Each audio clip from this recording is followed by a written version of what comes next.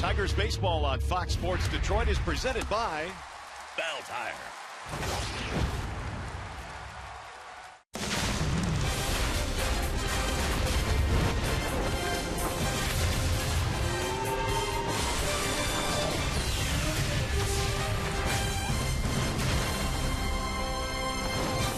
It is another warm day in the Motor City and a great day for Tigers baseball. It's a Labor Day matinee as we welcome into Comerica Park. It is game one in this three-game series featuring the Detroit Tigers and the visiting Tampa Bay Rays.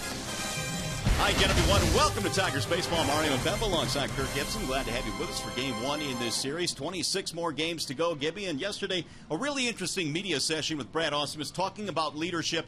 This is the time of the year where you kind of lean on your leaders. Absolutely. He was asked, does he have leadership in the locker room, in his room? He said, of course I do. And they asked about, do we miss Torrey Hunter? And he says, it's not always a vocal leader. In fact, most lead by example. And the biggest definition is, are they respected and looked up to in the locker room? All right, now here's a guy who might be looked at as a leader. Ian Kinsler goes out and plays every day, and they're probably going to lean on him. Well, and just think you're going to watch your leaders when they struggle as well. And Ian Kinsler, he struggled, but he stayed true. Struggled from mid-May to late June. His average plummeted all the way to 257, but he continued to play. He stayed with his routine. He hit the ball the other way. And since July 1st, 359 average, best in the American League, leads the American League in multi-hit games. Now, he's not perfect either. Leaders aren't perfect, but overall, he's led by example, and he's still respected in the room. All right, well, game one of this series just minutes away. After a short break, we'll send you back to the Call Sam Studios, check in with Justin White. But coming up here this afternoon, how about Miguel Cabrera making a quest for his fourth batting title? Stay with us. Tigers Rays, game one, next.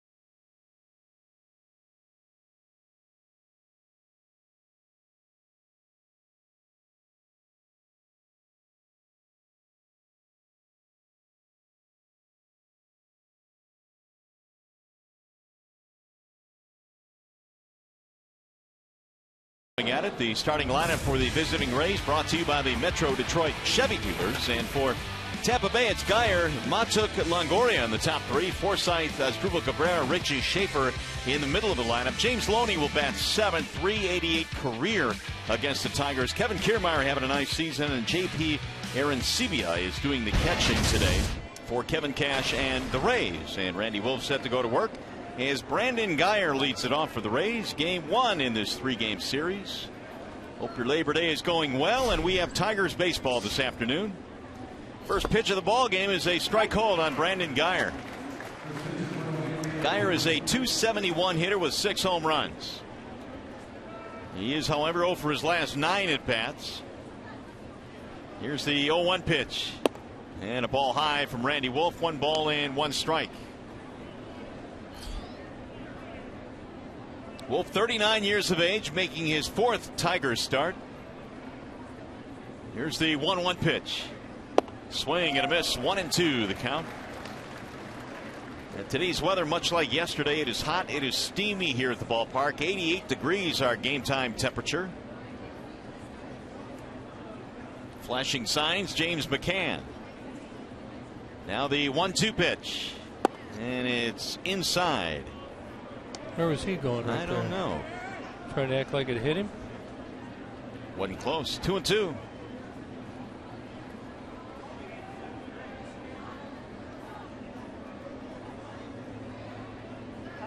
Wolf was, what's going on here? The home plate umpire, Todd Titchener, is talking with the manager, Kevin Cash. They couldn't have been that far off on the count as to think he had a walk. The count was 1-2, now 2-2. Now Wolf with the 2-2 pitch. That is lifted down the right field line, foul. The Rays are 2 under the 500 mark at 67 and 69 coming into play here today. With 4.5 back into the second wild card race. Got to jump over Minnesota and the Angels. So still have a chance. Got to put a streak together though. Bouncing ball to third. That's a fair ball. Backhanded there by Romine. His throw is in time by a step. 1 away. Randy Wolf today is presented by Family Heating, Cooling, and Electrical. Yeah, it's Randy's 4th start with the Tigers. 7 innings pitched in his first 2. Struggled in his last start against KC. Fastball, slider, curveball. Overall, he's thrown the ball pretty good since coming over to the Tigers. Those numbers a little skewed by that last start. Good play by Romine right here. Backhand.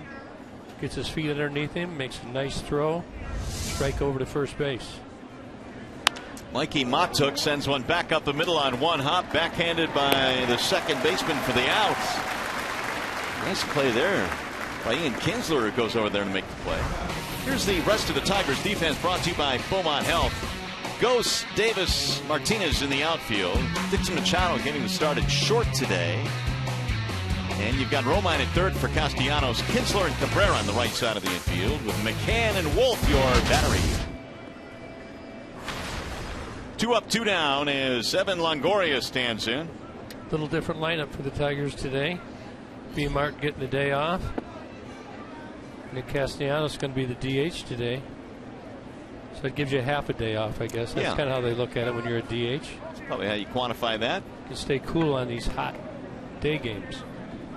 Longoria batting .267. Looks at a pitch outside and low. 2-0 the count.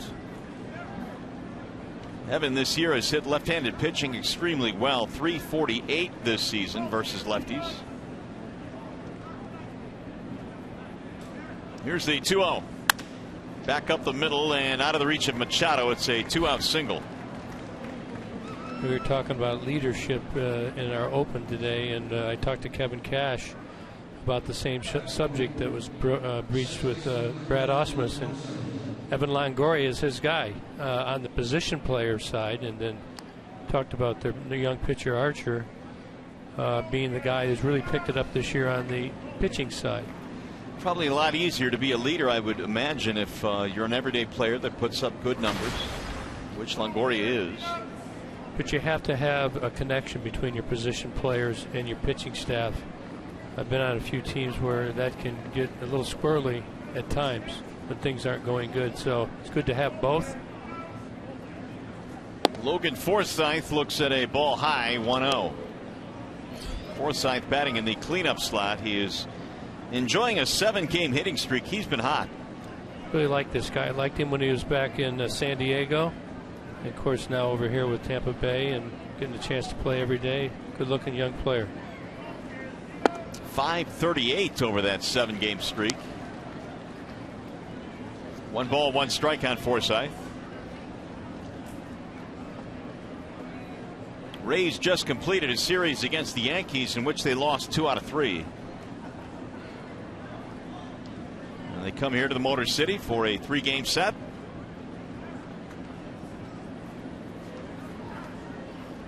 And a toss back to first. Longoria just a couple of steps off the bag, back easily. Longoria 3 stolen bases, caught once this year. 2 outs is a pretty good time to do it. Try and get down to second base and get a base hit and pick up a run. So Tigers keeping him honest. Grounded foul right off his foot, and Forsythe goes down to a knee. Good way to start the day. No pad on the foot, doesn't look like. Forsythe trying to walk it off. Doesn't look like it's that bad there. Goes off the foot, I believe. Oh, off the shin. Call that a shin burger. Little nickname for it. Shin burger. Let me write that down. Yeah. What if you catch one off the ankle? What do you call those? Ankle burgers? Ankle burner. Oh, burner. Okay. Yeah. Because when it hits you, it kind of burns. Gotcha. Ball inside. 2 balls, 2 strikes. These are just terms I picked up along the way in the locker room or in the dugout. Now, is there a baseball glossary that goes around the big leagues where all these terms can be found in one spot? There isn't. It's all by memory. Gotcha. Asdrubal Cabrera waiting on deck. 2 balls, 2 strikes on Forsythe. And he got him, strike 3. Forsythe is caught looking. 2-out single. Nothing comes of it. We'll head to the bottom of the first at Comerica.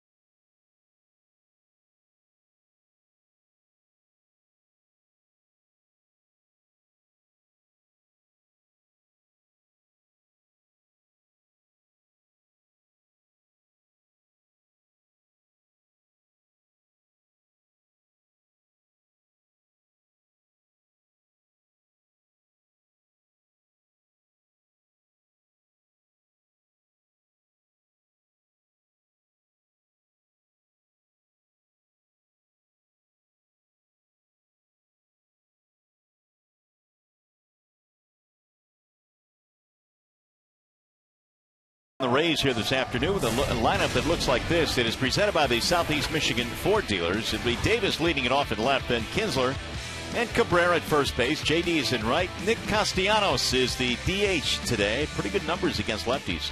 James McCann will catch. Your bottom 3 today features Machado, Romine, and Anthony Gose. And they are facing former Tiger Drew Smyly. This is his 5th start since coming off the DL. Been on it most of the year. 10 Ks in his last start. Likes the elevated fastball. Curve balls down in the dirt. Likes to get a lot of chases. Member of the Tigers in 2012, 13, and 14 before the trade. He's been good when he's been healthy, regardless of where he's been at.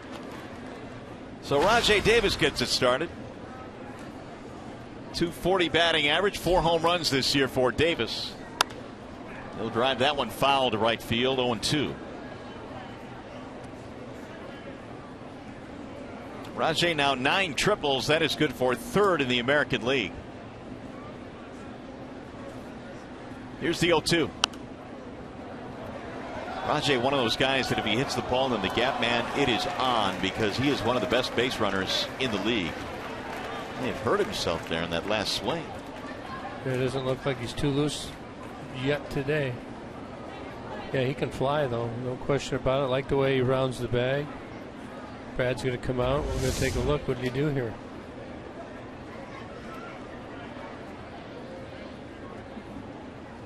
Something in the knee area, hip, back. Just felt something pop.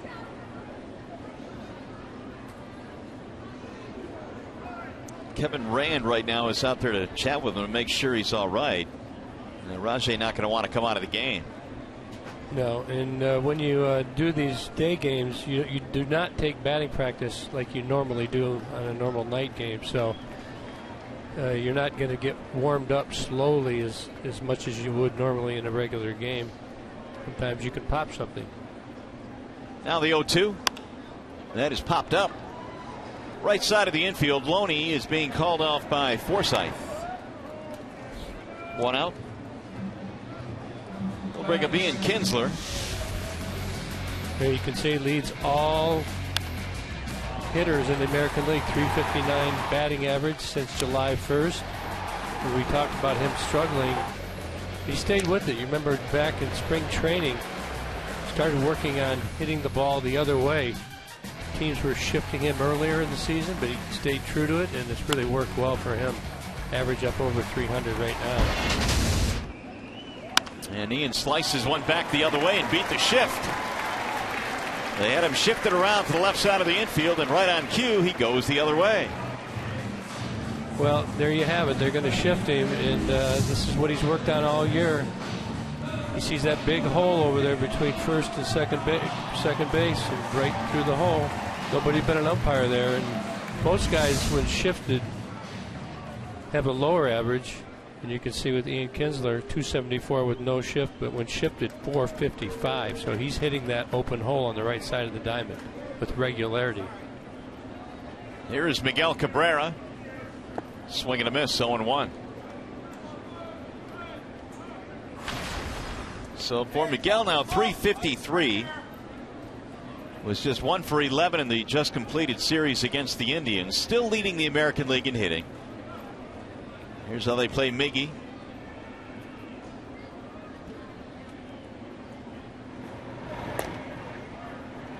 Not really a full shift against Cabrera, but there is a lot of room to the right side of the infield, especially with Loney holding the runner at first base. Well, the Rays are second in major leagues in the number of shifts.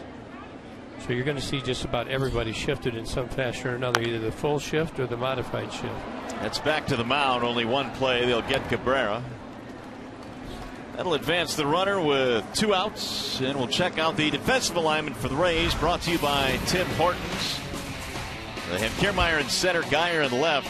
Matuk is in right field. Schaefer, Cabrera, Forsythe, and Loney along the infield. Smiley and Aaron Sebia. The battery today. You see the outfielder numbers. They got that Kiermaier kid, man. He can go out and get it in center. He's getting a lot of publicity about it. He's earning it the right way, and you're right. He can go get it. Hopefully he won't make any spectacular plays against the Tigers. So they play J.D. Martinez to pull.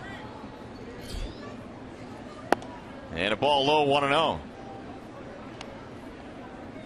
J.D. was 2 for 9 in the series against the Indians. Hit a homer on Saturday against the Tribe. And he now is on pace for 42 long balls this year.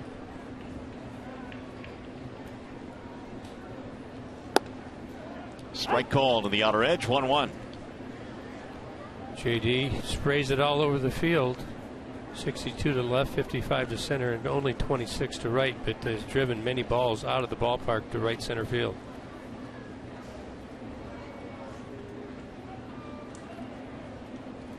Here's the 1-1. Swing and a miss. He went fishing that time, and a ball in the dirt.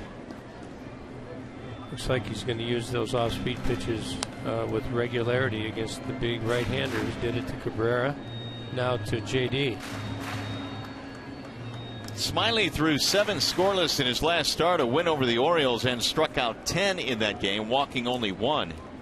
All 10 of those strikeouts were swinging by Orioles hitters. A lot of chases.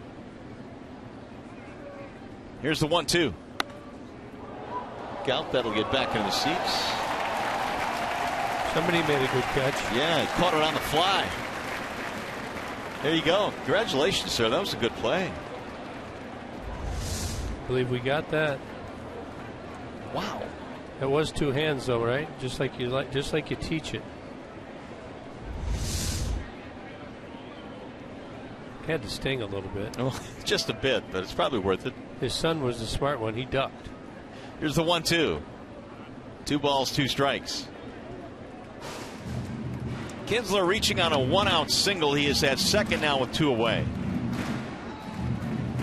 And once again, JD, who is now settled into the cleanup slot in the Tigers lineup, again batting 4th today. Here's Castellanos, moved up to 5th with Victor Martinez out of the lineup this afternoon. Smiley down with the 2-2, and it's fouled straight back. Got to respect Drew Smiley's fastball. He will throw it right at the top. The angle that it comes out of his arm makes it very hard to lay off of. Certainly when it's out of the strike zone, you're going to see a lot of swings at balls out of the zone. He throws that breaking ball out of that same plane that ends up into the dirt. 3 balls, 2 strikes.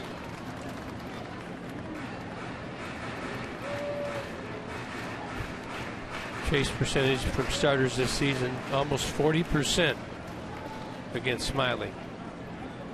How much of that do you think has to do with the fact that the Rays have had him concentrating on throwing fastballs up? Well, that's an organizational philosophy of the Tampa Bay Rays. There's a swing and a miss, and down goes JD Martinez. Chased another one. Tigers get a hit, but strand a man.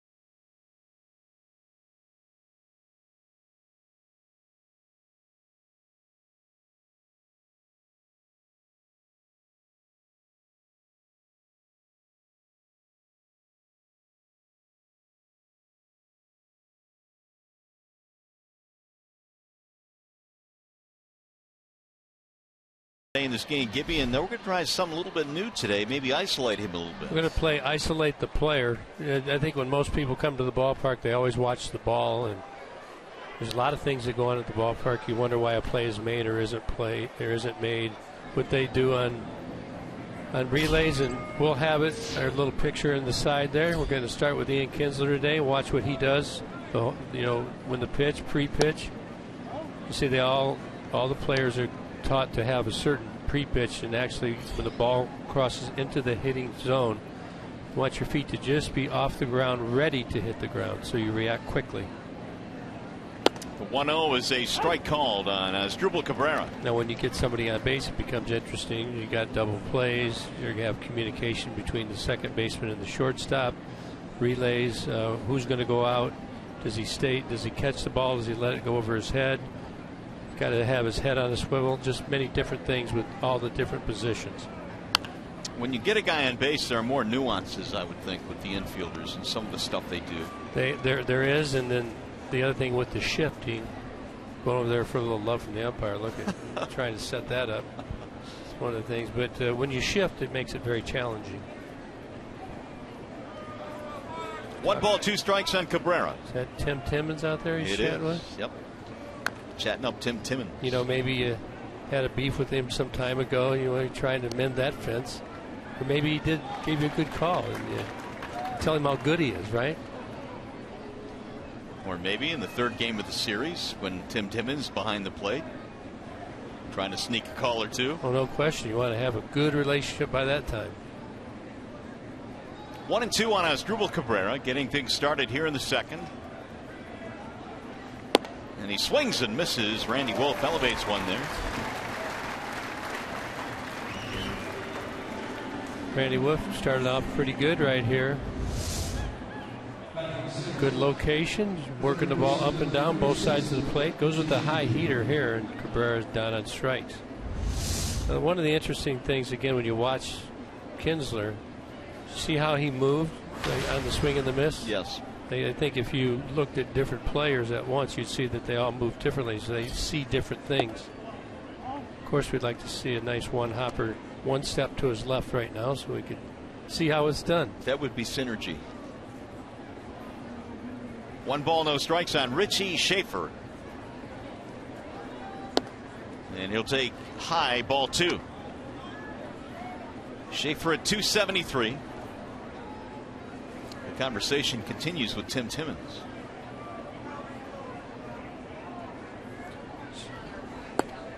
So we'll have to ask him what that discussion was about.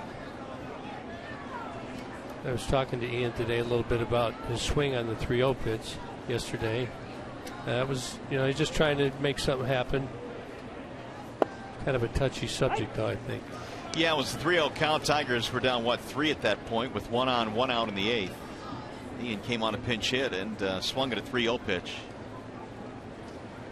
Got some feedback from many people on that. That ball is hammered to left field.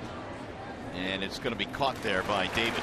Generally, you wouldn't do it, but he did yesterday, trying to make something happen. And because of the negative result, maybe some questioning of that.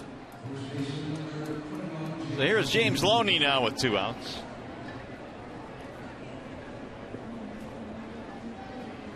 Loney is a 268 hitter coming into play today.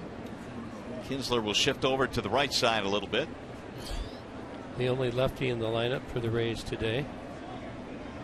James Loney had a pretty good career. Started out with the Dodgers. Very steady with the glove. Kind of a contact hitter. Should be a play here for Romine in foul ground. There is. And it's a 1-2-3 for Randy Wolf. No runs, no hits, nobody left. To the bottom of the 2nd we go.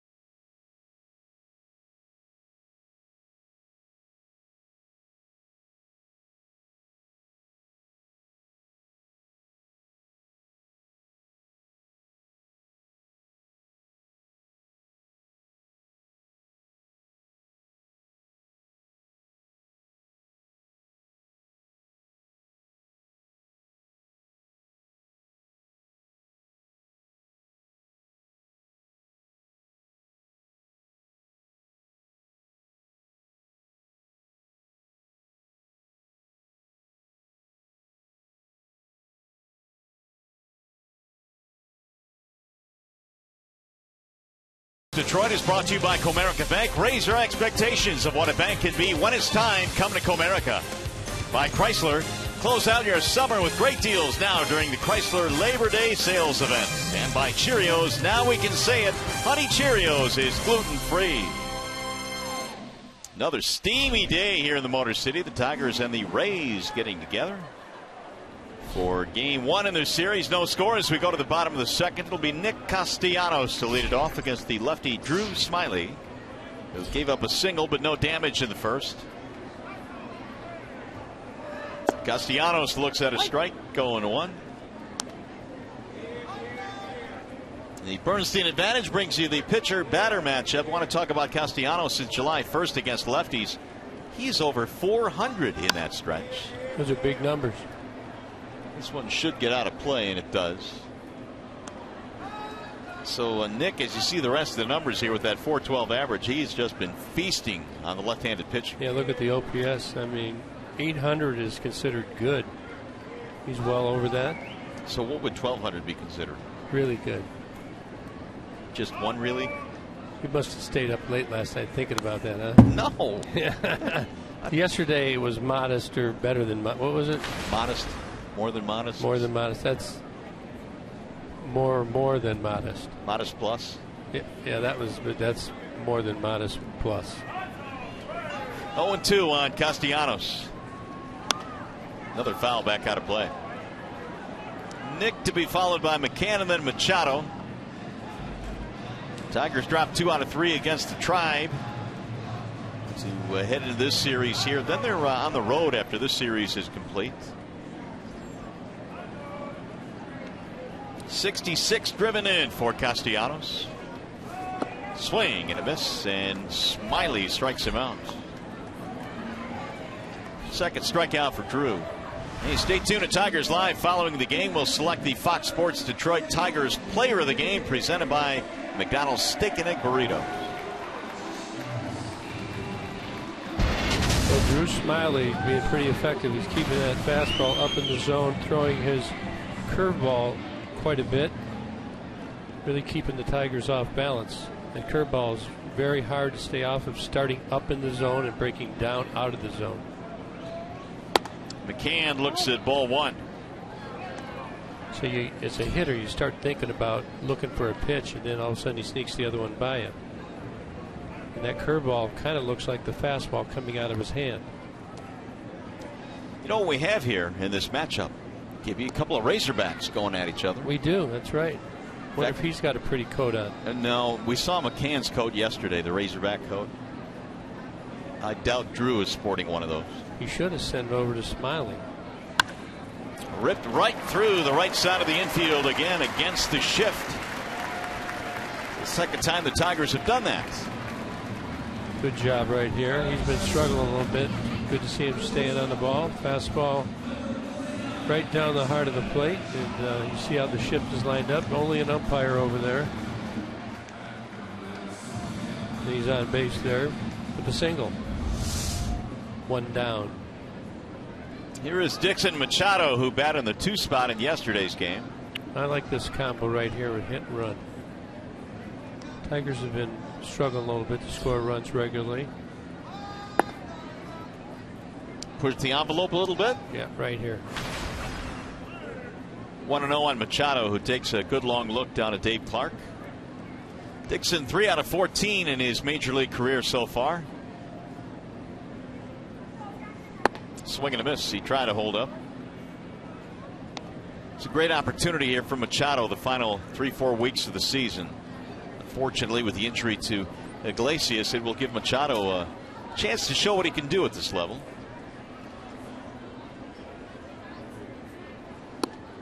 Strike called on the outer edge. 1-2. Couple off-speed pitches there. And he's not a power hitter. You wouldn't call him a power hitter. So again, you like to see a guy.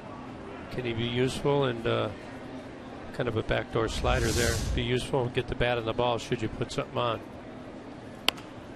Popped up middle of the infield, and it's caught by Forsythe. 2 gone. That'll bring up Andrew Romine.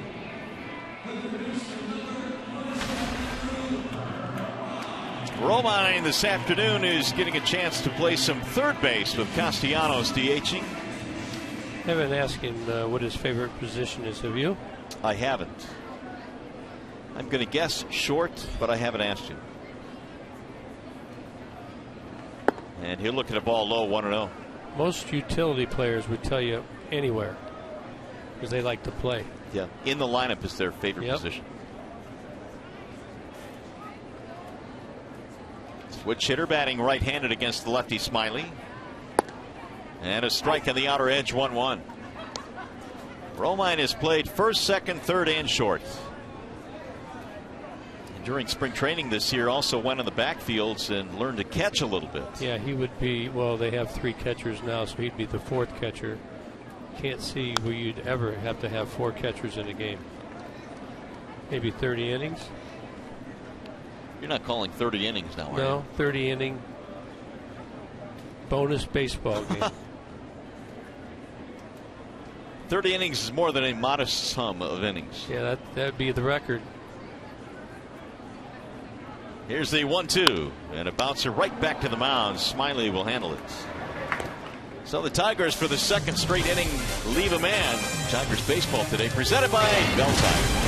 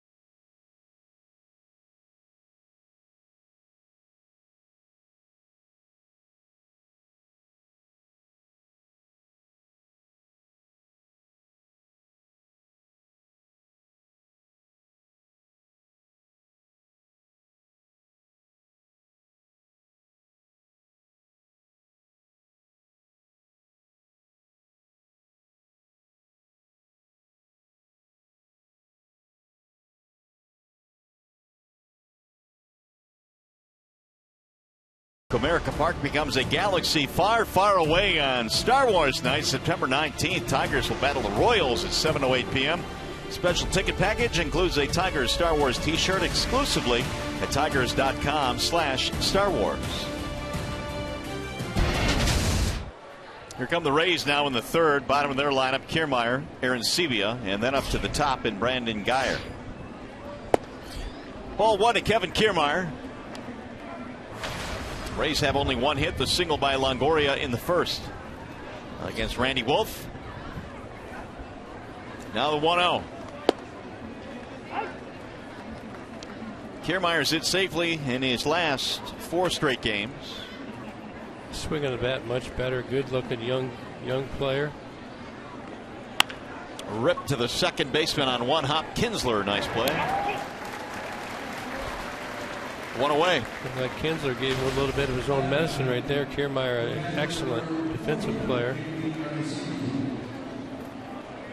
This ball is a 1 hopper. Comes up on Ian, gets the ball over to the side so he can make a reaction. Kind of takes a tricky hop on him. Routine for a pro, I guess. No doubt. Here's Aaron Sevilla. And he chops 1 foul behind the plate. Aaron Sevilla has been swinging it a bit. He's 8 for his last 19. Healthy average at 348.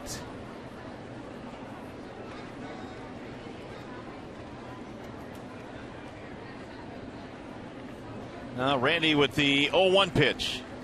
Swing and a miss. 0-2 on JP Arancibia. Good breaking ball right there. 12-6 type, maybe 11-5. Good depth on it. Good speed variation. Arancibia way out in front. 68 miles an hour. Wouldn't chase that time. 1-2.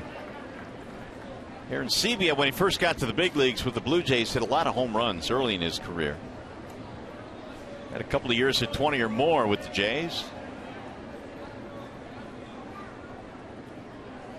Now Wolf with the 1-2. 2 balls, 2 strikes. Randy Wolf, well, he's been around the big leagues a long time. In fact, 17th season in the major leagues. 8 of those seasons with the Phillies when he made his only all-star team. Lifted to right field on a line, straight at Martinez, and JD has to reach to make the catch. 2 gone. Time for a game break now. Here's Mickey York.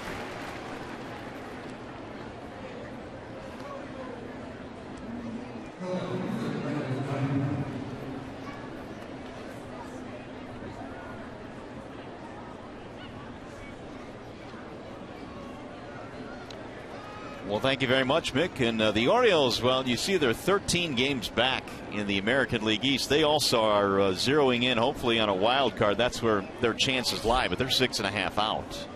There's a lot of good games today. You got the Mets going up against Washington, only 4 up on Washington now. KC and Minnesota, the Dodgers and the Angels. So this last month, a lot of the guys that are real close in the stands will be hooking up with each other. So we should see some movement, perhaps. Well, we talked about the Mets. Was their lead safe? And you know, we know that nothing's ever safe. It seems like it at times, but here they are, 4 out. The Nationals right now, and if they sweep them, they'll be 1 out. Max Scherzer on the mound today for the Nats. Nats have won 5 in a row, so they are becoming dangerous. Yeah, becoming dangerous and coming on now down the stretch. You can see the wild card race as it is today.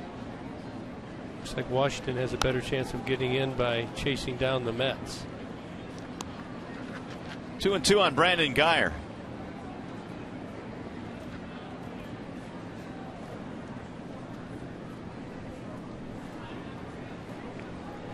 Here's what's going on in the East. A 4-game spread now between the top 2 teams. Another foul by Guyer, who stays alive. You know, when teams start to get close, I don't know what the exact deficit is. The pressure factor does come in, and certain players will respond very good to it. Certain players won't, and then obviously that affects the teams. But you get a little tighter, you know, when people get on your tail, and that's the fun part about the game.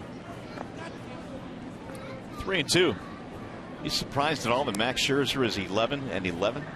Well, you got hot earlier in the year, but since then has been mortal. Full count now on Guyer. Mickey Matuk waiting on deck. Here's the ratio on Wolf.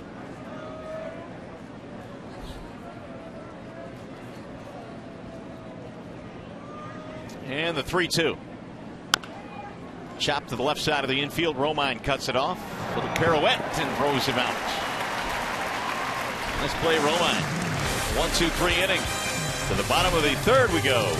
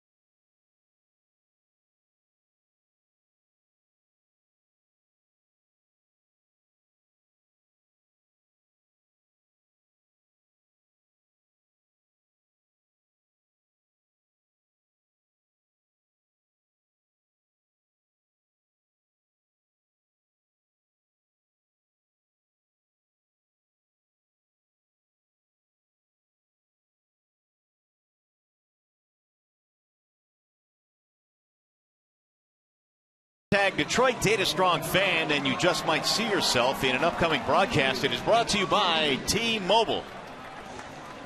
Back here at Comerica Park, a lot of folks fanning themselves today. It's another very warm and humid day here in the Motor City. We do need to take a picture one of these days, you know. Yeah, I think so. You got to do it like every year, right? Right. Take a timestamp photo. That'd be cool. We got to get the one from, was it 2002 as well? It was 02, correct. Yep. Really good memory. I'm sure we both look much better. Oh, much better than those days. There's a ball that he didn't offer, says third base umpire Tim Welke. That was close. Anthony Gose pushed it about as far as he could without having that called a strike. Smiley's 1-0 is hammered to left, slicing on a drop, base hit, fair ball, maybe two. He's going to try. And the throw is off target. It's a leadoff double for Gose.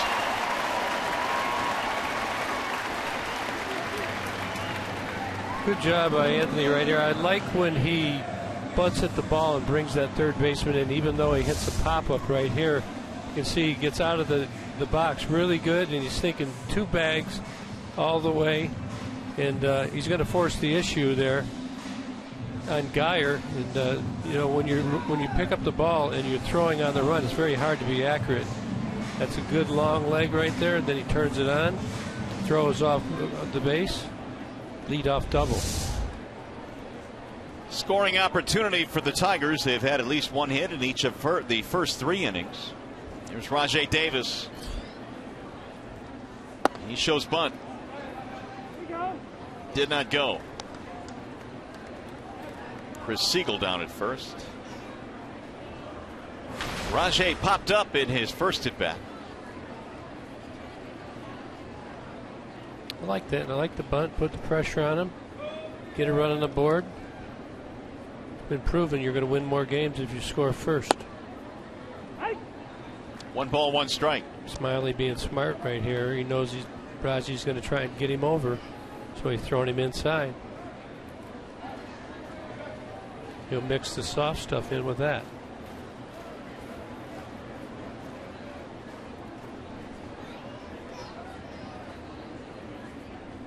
Well, Smiley will bluff back to second base. I always like to, on second base, see if you can look into the glove of especially the left-handed pitchers. Sometimes you can see Smiley does a pretty good job of hiding that ball. It's a pretty good observation, because most of the times we talk about runners at second base just trying to steal a sign from the catcher, but with the lefties, I guess you'd have a pretty good shot at the glove. Yeah, some pitchers, they open it up, you can see the ball, you can see the grip, so you can relay the sign. Or if you know it's a changeup or going to be a breaking ball, you can try and steal the base.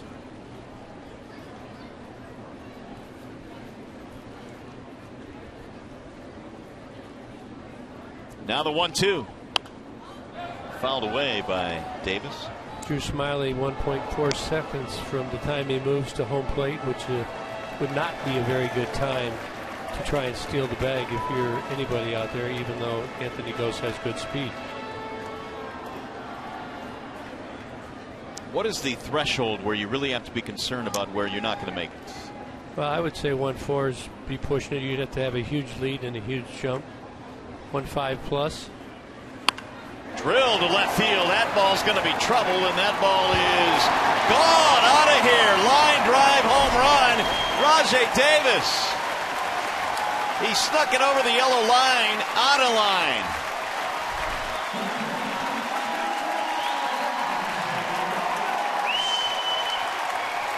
Two-run shot for Davis, 2-0 Tigers. I believe this is a hanging curveball. Rajai does a good job of staying back, and he actually hooks it. See, it's up and away. That's just saying hit me, and he does what you're supposed to do, put some backspin on it. Line drive out of the ballpark, 2-run home run. Tigers lead at 2-0.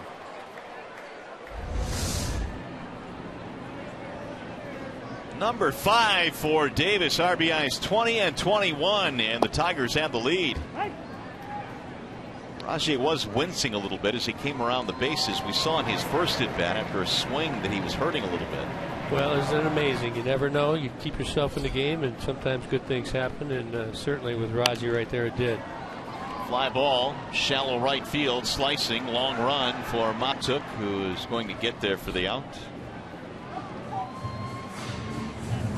We'll see if Raji Davis can stay in the game. You see he's got a little wince right there. I'm not sure what's going on with him, but much easier to jog around the bases than to sprint, hurt or not. 100.8 miles per hour the hit speed on that home run. So I think that's off the bat. So it comes in at 70-some miles an hour and leaves at 100.8. That one is driven to right field. This one is going to go to the corner, and Matuk will run it down at the warning track. 2 gone now following the home run by Davis. Seems like maybe swinging earlier than normal lately, doesn't it? It does. Very aggressive early in the count. Throwing him a lot of off speed, mixing it up, trying not to give him a good pitch to hit, and they've done a good job so far today in the first 2 at-bats. J.D. Martinez struck out swinging in the first. It'll bounce in away. 1 ball to no strikes.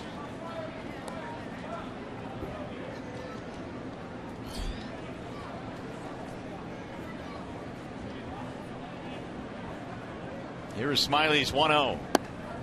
On the edge, 1 ball and 1 strike on JD. Smiley 2 separate stints on the DL, torn labrum and shoulder tendonitis.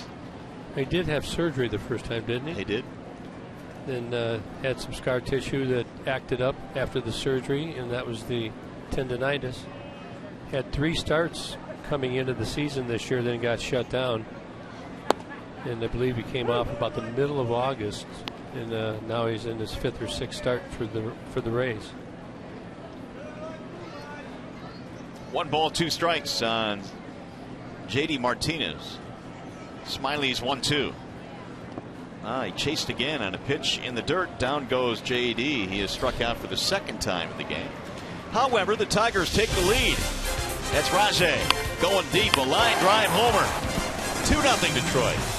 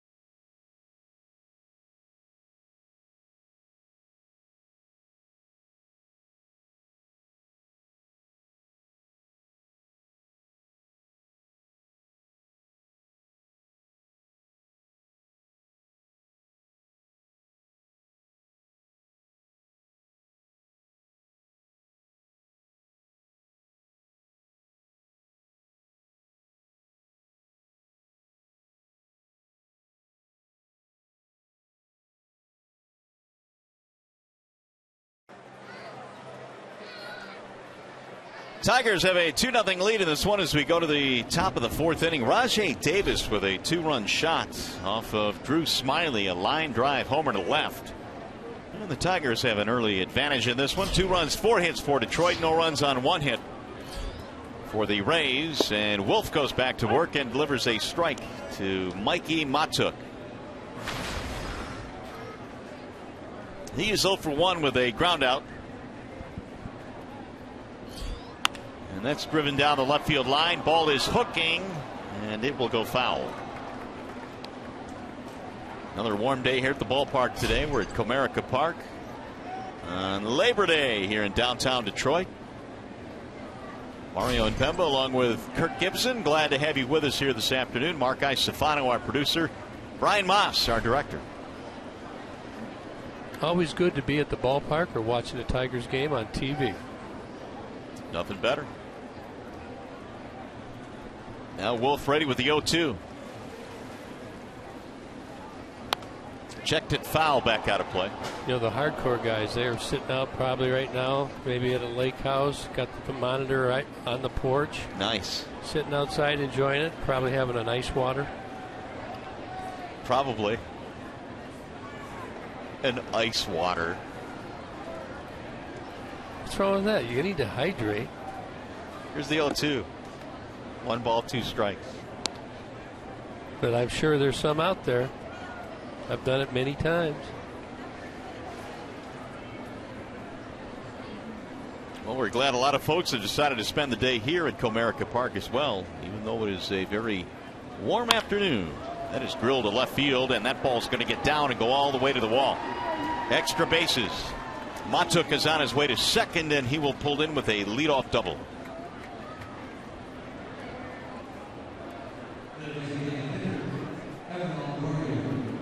Okay, now we got a guy at second, as we showed Ian Kinsler earlier in the game with nobody on. Now we're going to see how his job changes a little bit. His responsibilities are going to be a little more. With the guy at first, they're going to be communicating who's covering the bag, but right now the Tigers are going to have Kinsler be closest to the bag to keep Matuk close so we can't steal the base. Evan Longoria, the batter.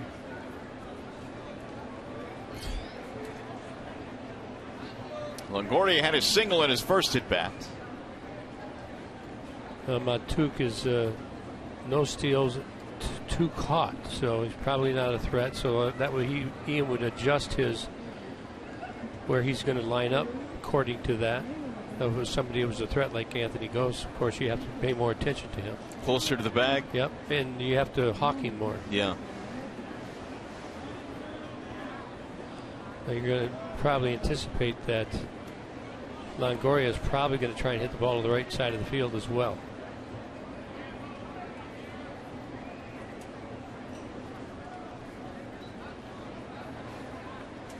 Longoria slices one the other way and back out of play.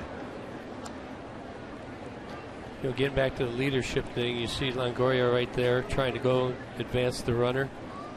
He's one of the big boys in the lineup. You know, he's their number 3 hitter, but he gives himself up on that pitch right there. That's good leadership. That shows your other players on the team. This is how we do it here in Tampa. The 0-1. Driven high and deep to left field. He's going to pull that one into the seats. It is way gone. And just like that, we're tied at 2. So Longoria found something he could handle to drive to the pull field, and boy, did he pull it.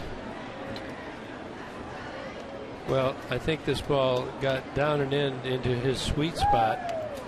Obviously trying to go the other way on his first swing, gave it 1 strike.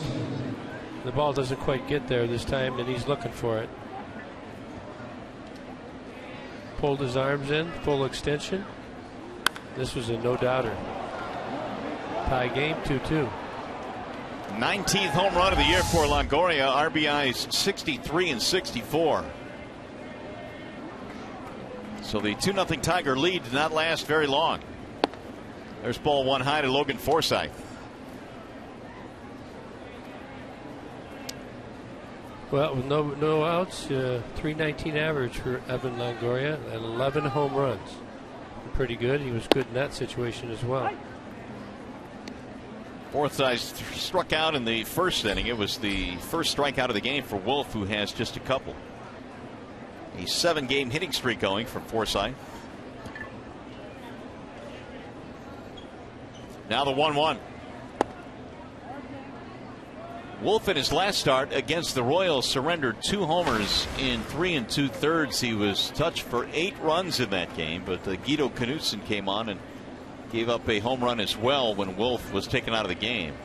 Yeah, I think with Randy Wolf, and you keep an eye on him. If he starts to lose his good stuff, that I'm looking at the bullpen is, really rested.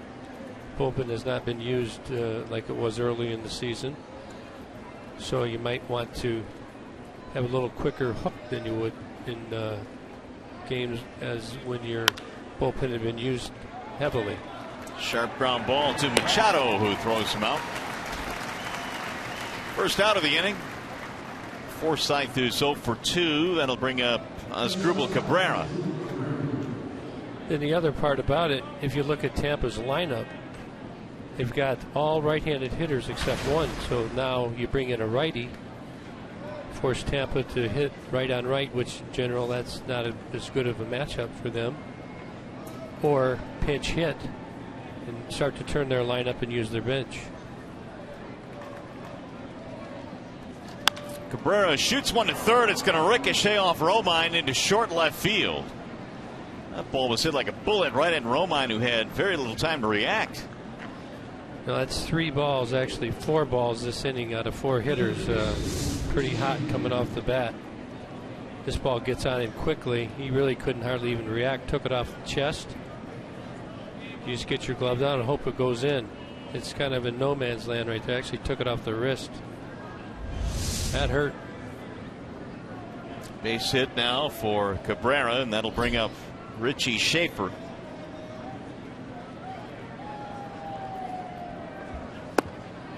We got the ISO with Kinsler now with a runner at first base. Now you're going to see him. He'll put his glove up to his mouth and communicate who's going to cover the bag. And I wonder if there's more communication here, Gibby, with Machado, the shortstop, the young kid, and obviously Iglesias has been his double play partner all year. Yeah, probably. I saw him walk over there, so he's verbalized something to him. In general, they have some type of sign.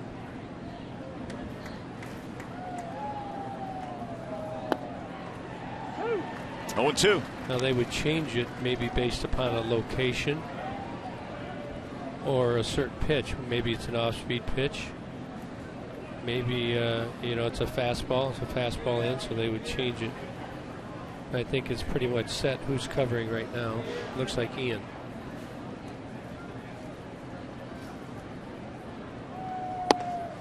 Ball high, 1-2. In general, the shortstop gives the signs. Right.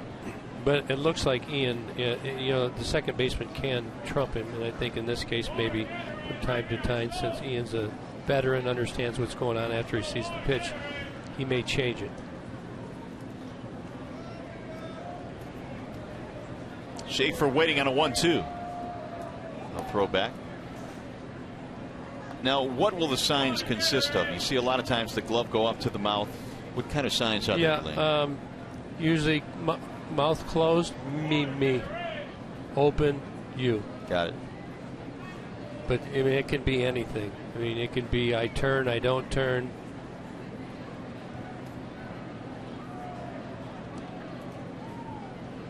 He can do something with his feet. He takes a little jab step with his right foot. Only they know.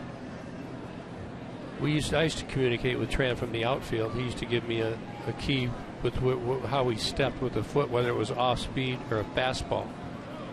So I knew, and I could tell by the location of the catcher setup what to do. That's pulled foul. That's pretty advanced. You need to play with your teammate for some time before you can do that. And of course, Alan Trammell played for 20 years, so that was something else that was on his plate. He could easily handle that.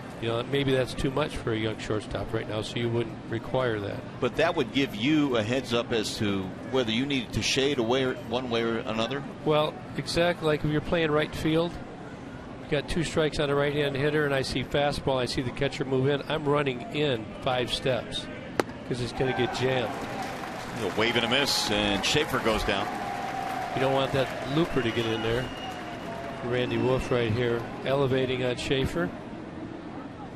Gets him to chase up and out of the zone.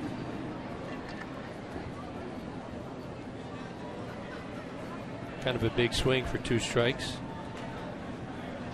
Looked like kind of a backdoor hanger, but he got away with it.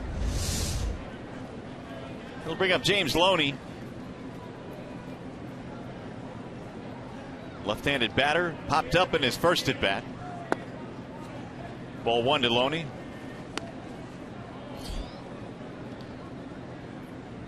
James Loney, he used to be against lefties. He used to go the other way much more than he does against the righties. Let's see what he does. See if they switch. Ian's definitely not covering. Machado is. The other thing you got to watch is a middle infielder. When you get a lefty that's going to throw over, a pitcher that's going to throw over, you can't ever do anything different. You have to still act, because they see the signs. They see the throw over sign.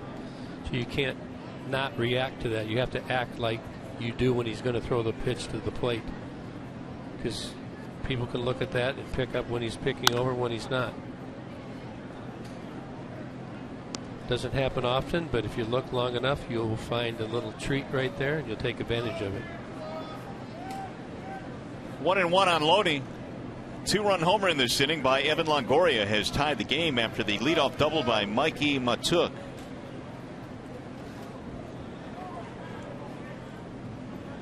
Each ball club now with 4 hits.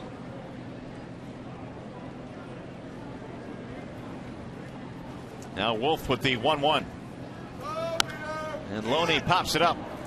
Wolf is calling for it, but he's called off by Cabrera. That'll end the inning. However, the Rays able to tie it up with a Longoria homer.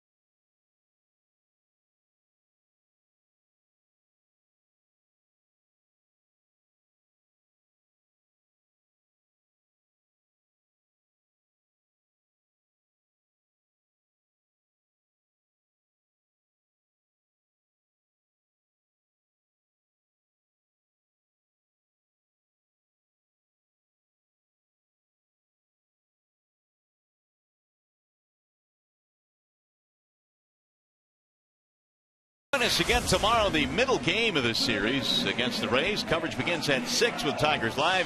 You'll see Tigers Rays tomorrow night at 6 right here on Fox Sports Detroit. There's a Mickey fan. That little guy's got his baseball. Looks like he's got a few autographs on it, too. Yeah, don't throw that ball now. No. Did you ever do that? Get an autograph when you were a kid, then use it? You know what? My dad brought home from work one day an autographed baseball with the entire 1968 team on it. The World Series team. Yep. And the very next day I went out and played with it. Scuffed it up. Left it out in the rain where it began to unravel. And so it goes when you're a youngster. How's it look now? I have no idea where it is. You got to still keep it. No, it's gone. Long gone, as Ernie would say. Nick Castellanos leads it off as we go to the bottom of the 4th. Castellanos, McCann, and Machado. Nick struck out in the 2nd. Smiley today's got 3 strikeouts so far. The 2-run homer by Davis scoring the Tigers runs. Here's the 1-1. Hold to the gap in left center. That's going to get down. That's going to be extra bases. All the way to the wall. Castellanos on his way to second. And for the second straight inning, the Tigers have a leadoff double. Good job by Nick right here. It looks like a curveball that doesn't get down in the zone like he's been getting guys to chase. Leaves it up. Nick, good length on that swing, stays on it, hits it to the gap for a stand-up double to lead off. Well, I tell you, that ball, when it comes off his bat, when he gets it, it sounds different. Castellanos had a really good second half. So the Tigers now have 5 hits, 3 of them for extra bases. Here's McCann, singled his first time up. High and deep into left field, way back, and the Tigers have retaken the lead. It is way out of here. James McCann with the Tigers' second home run of the day.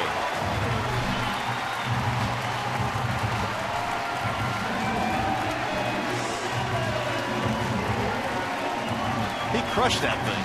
Yeah, I think you got a first pitch cutter right here again. Smiley missing his spot. James McCann, always an aggressive hitter. Man on second, though, and this ball doesn't get in far enough. Pulls his hands in and he barrels it. The key to that is he does not drift forward, leaves himself room to react to it and use his hands. If you're a hitter and you get that foot down and you drift forward, you can't do that. So the Tigers have another extra base hit, their second home run of the day. They lead 4-2. As McCann gets the high fives and the congratulations. Dixon Machado takes it outside, 1-1. Machado a pop-up in his first at bat.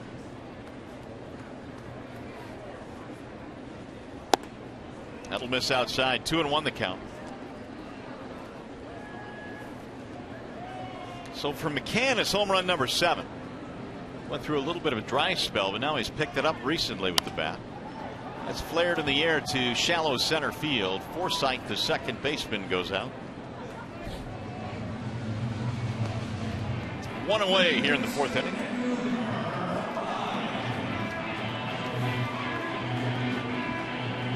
We'll bring up Andrew Romine.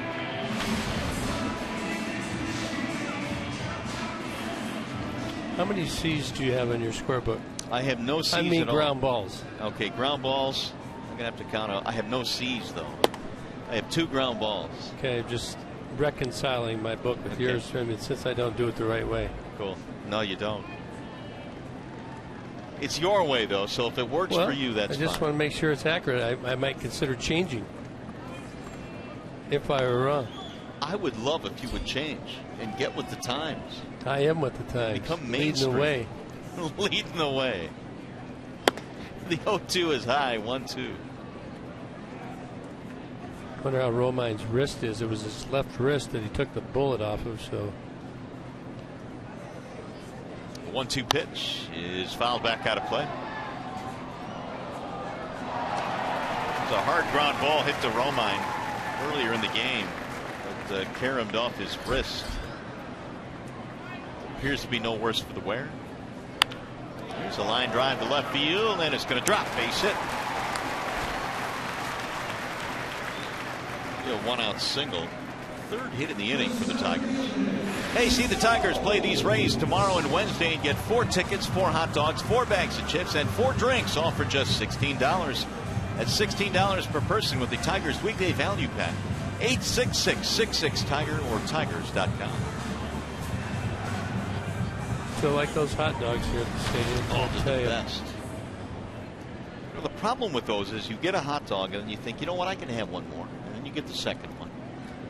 I could have another one. We used to be able to sneak them between innings like the telecasters. If it was too far now, you can't get them. You have to rush out there. And you mean at Old Tiger Stadium? Scarf it down. Yeah. Yeah.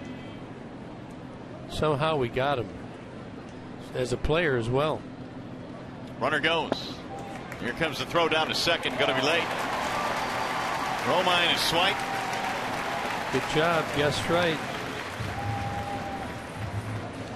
Going first move off Drew Smiley. This is 8th stolen base of the year. It's his first move. He throws over. He keeps going. But Smiley goes home. Chevrolet brings you the high-strength steel. Andrew Romine. So the Tigers are not sitting back here after the home run. Continuing to apply the pressure. Ghost shows bunt. That'll carry him away from Arancibia. Runner coming to third base. And Romine will hold there. A big turn. I'm sure Tampa's going to bring the infield in now. Wild pitch.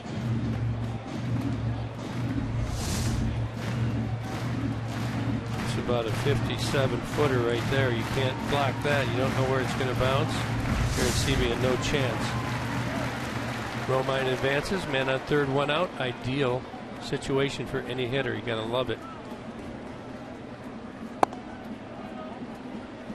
That'll miss again to Ghost, and the count goes 3-0. And you got to make a decision. Are you going on contact? Are you seeing the ball through? You have the lead, so you tend to be more aggressive. How much does the speed of the runner factor in that? Oh, absolutely. And Romine runs good. The other thing is who's on deck. So if Ghost doesn't get him in, what are the chances Rajai Davis does? Full count 3-2 on Ghost.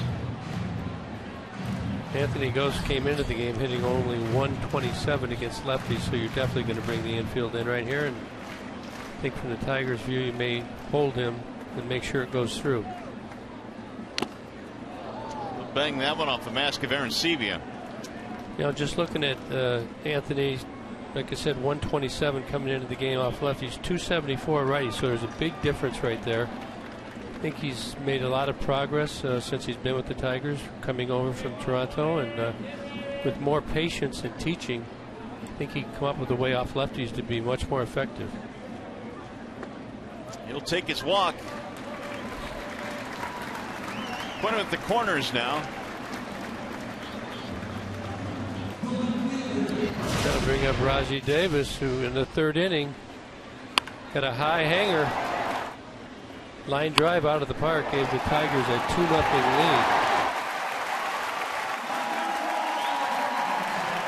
And here it comes again, then on first and third, only one down. And now we'll get a chat on the mound here with Smiley, who has run into some trouble the last couple of innings. A couple of home run balls. That Jim Hickey going out, the pitching coach? Pitching coach Jim Hickey. Of course, the Rays have done tremendous work over the years with their bullpen, and right now Yates, the right-hander, warming up. Yeah, I think Jim Hickey's one of the top pitching coaches over time in the big leagues. He's done a real good job with this young Tampa team for many years. When you look at the numbers, the Rays bullpen, though, has thrown the most innings in the American League, almost 450 innings this year. Well, that's one of their philosophies. You know, they go to the pin early, and you know, they've got Chris Archer this year who's gone deep into games, but other than that, they don't have the guys really going to go that deep. And you have young pitchers, especially. You want to spread the innings around. That's part of development. So now Davis with runners at first and third, only one out, 2 runs in, snapping a 2-all tie. Rajai takes ball 1. Well, if Drew Smiley's going to throw that breaking ball again, you can be rest assured it's going to be down in the dirt. Rajai's going to have to keep him up like he did last time to have success.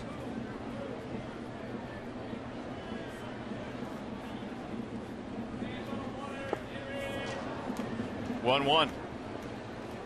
Yep. Guessing fastball there, I think. Ahead in the count. Got the breaking pitch instead. Out of the zone. Chase.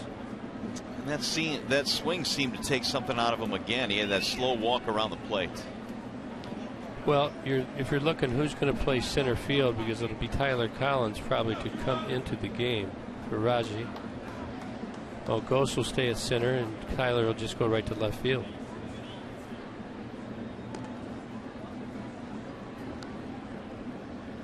Now, if Ghost was hurt and Rajai was hurt, then you get into who's your fourth outfielder. It's a little bit dicey at that point. And things can happen like that. You always have to keep an eye on it.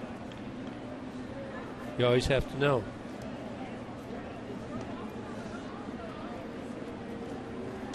Tampa throwing over 2 times in a row, trying to entice Ghost. They know he's aggressive. They want him to go, and they want to catch him.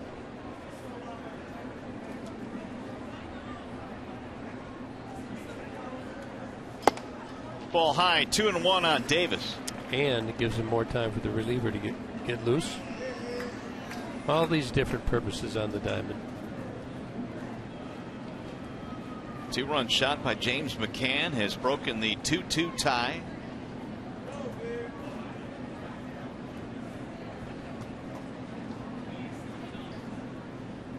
Now the 2-1. High fly ball into shallow right field. And the runner will tag but hold. Not deep enough to score the runner from third. Romine wisely holds up. Yeah, he got a fastball up, maybe a little bit out of the zone there. Not a good pitch to hit, but chased it. But Tuke did a pretty good job right there. Just came in. Like to see. I always look at the end of plays how the ball comes back into the infield. Should be accurate into the glove. They just don't like to see it when it bounces. Too many bad things can happen. Here is Kinsler. Single and a fly ball to right. Smiley has had to work in this inning. He has labored a bit. This will be his 25th pitch of this inning.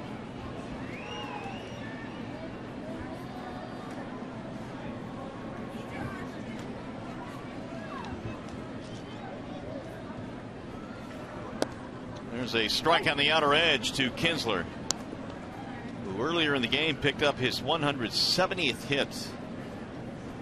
I take it back. That's 164 for Kinsler. The leader, Altuve, nearing 170. Kinsler still in the race for the most hits. Still leads in multi-hit games. 1 ball, 1 strike. True Smiley throwing a lot of changeups away to righties, and then also the breaking ball comes out of the same area. Ball does 2 different things, so kind of tough for the Tiger right-handed hitters. Swing and a miss. 1-2. And there he just had that sequence. That was the hook. Smiley had solid numbers in his Tigers career. He was 16-12, an ERA of 3.53. Over 36 starts in the Old English D.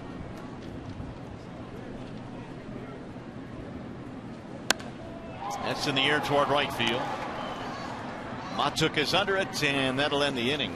However, the Tigers able to take the lead. 2-run shot, James McCann. 4-2.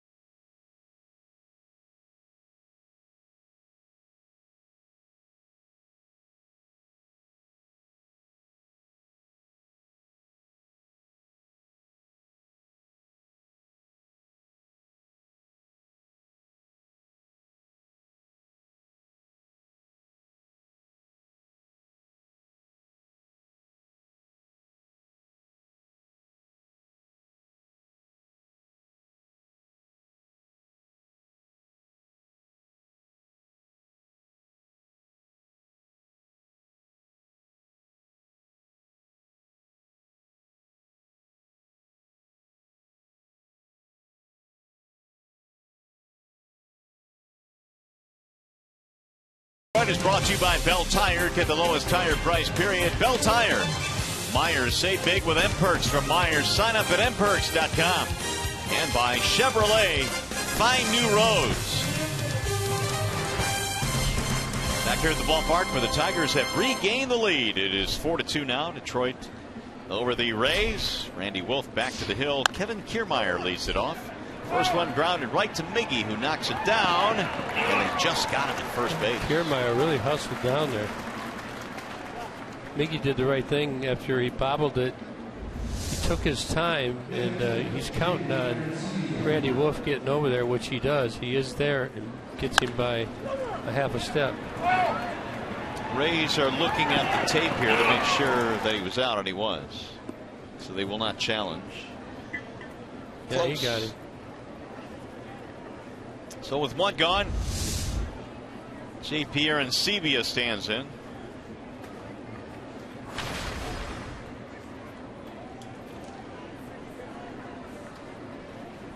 Arencibia lined to right field his first time up.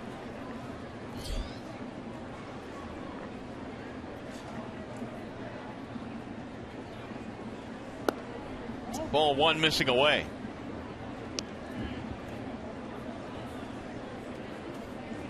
Wolf had retired 7 straight going into the 4th, and he gave up the double and the homer. Longoria, 2-run shot.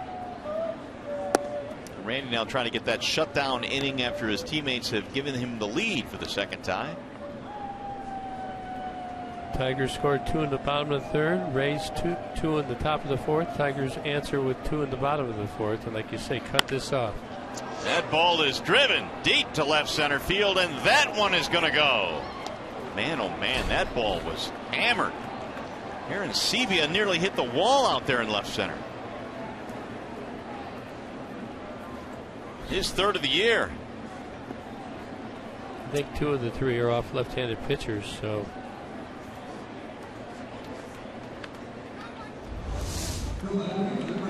Ball's just right down the middle of the plate. Arencibia puts a good swing on it, and the Rays have answered.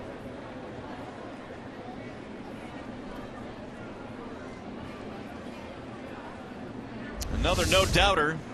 Arencibia, number 3, RBI number 10. You get it up in the air today, it's jumping. Yeah, it is. Geyer slices one fair inside the line. First base side. It'll bang around the wall. JD will pick it up and throw it back in. It's going to be a double. So the tying run in scoring position now.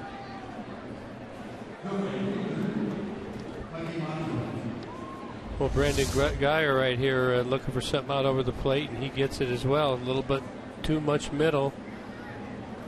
Just tucks it inside the line right there. Kind of a tough play for JD.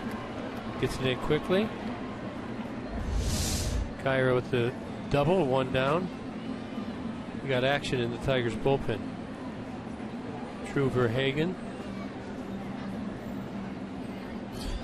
Jeff Jones out of the dugout as Verhagen begins to warm up. 4-3 game now. Back and forth we go. I think you want to get him up quick, get him going fast. No, you want to get your pitcher through 5 innings so he gets the decision, but you still want to win the game, and you got to make the right decision.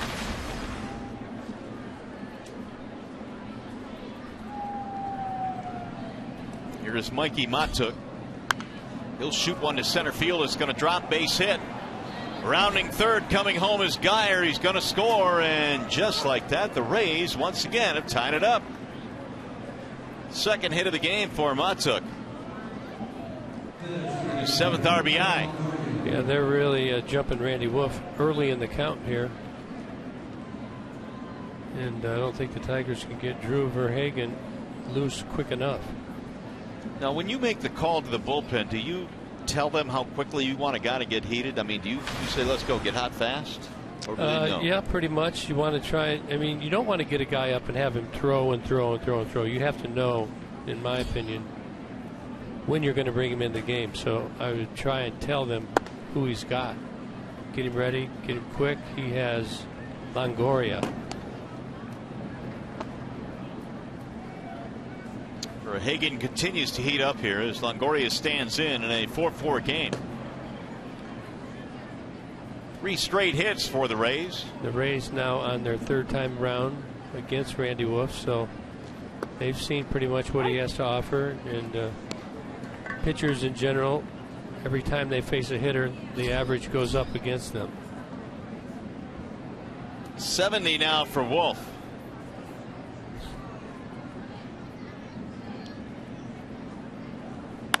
Drilled right back up the middle, and Longoria will have his third hit of the game.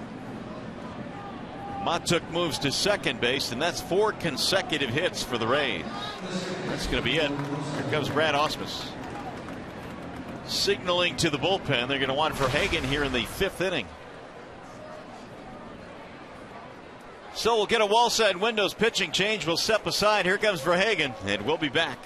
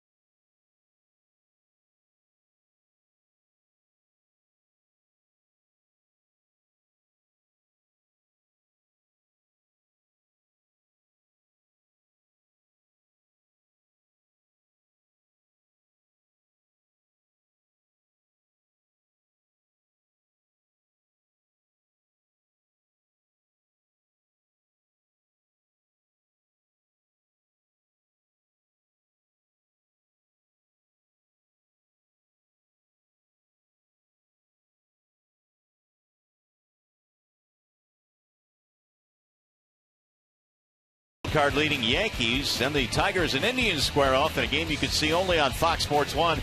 Coverage begins at 12:30 Eastern on Fox and 7 p.m. Eastern on Fox Sports 1 and streaming live on Fox Sports Go. Here is Drew Verhagen out of the Detroit bullpen. Yeah, coming in to shut him down. This is his 10th game. Got 11 in the 3rd innings. Nice 2.38 ERA.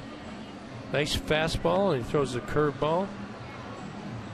Looking for a double play right here. Comes in with men on 1st and 2nd, 1 down. And also now we've watched Ian Kinsler. Nobody on, 1 on. Now we've got 2 on. So we'll see what he does with 2 base runners. It changes a bit. And if the ball was hit to the outfield, the cuts and relays are much different. You can see the setting of the Tigers D.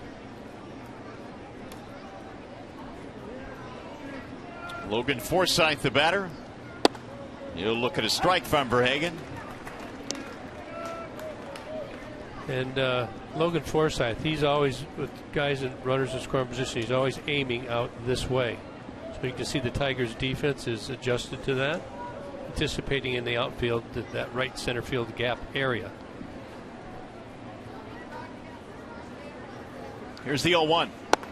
Outside, 1 ball, 1 strike. Tigers bullpen coming off a pretty good series against the Indians. They allowed a sub-200 batting average against the Tribe. Even though Cleveland won 2 of the 3, the bullpen did pretty good work. And Drew Verhagen has a 75% ground ball percentage, ground ball rate, so he's looking for the double play right here. Major League average 45%, so well ahead of that. 2-1 on Forsythe.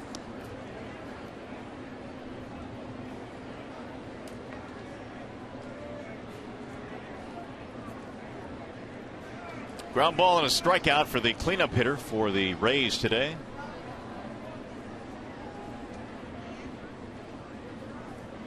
The 2-1 outside. Now the count goes to 3-1. Rays now have 8 hits today. The Tigers have 7. And both teams have hit the long ball. Each team has clubbed 2 of them in this game.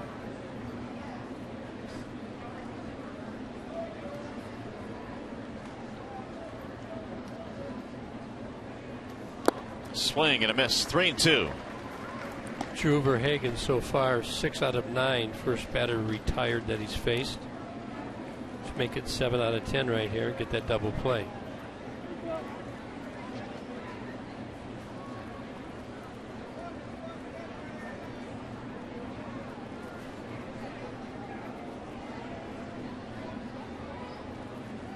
Runners go, and a ground ball foul third base side.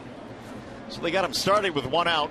That's a good response to the ground ball rate that Verhagen throws. Kevin Cash going to get his guys in motion, trust that Logan Forsythe's going to get the bat on the ball, trying to stay out of the double play.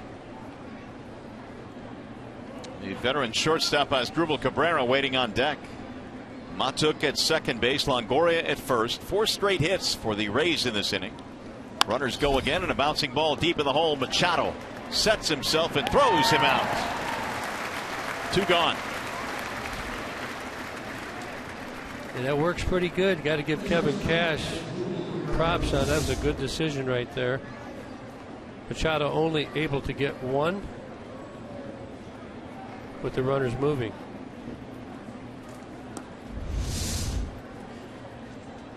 But Drew Verhagen coming into this game has not faced, he's only faced 1 Tampa hitter, and that is the hitter currently is Asdrubal Cabrera. 0 for 3.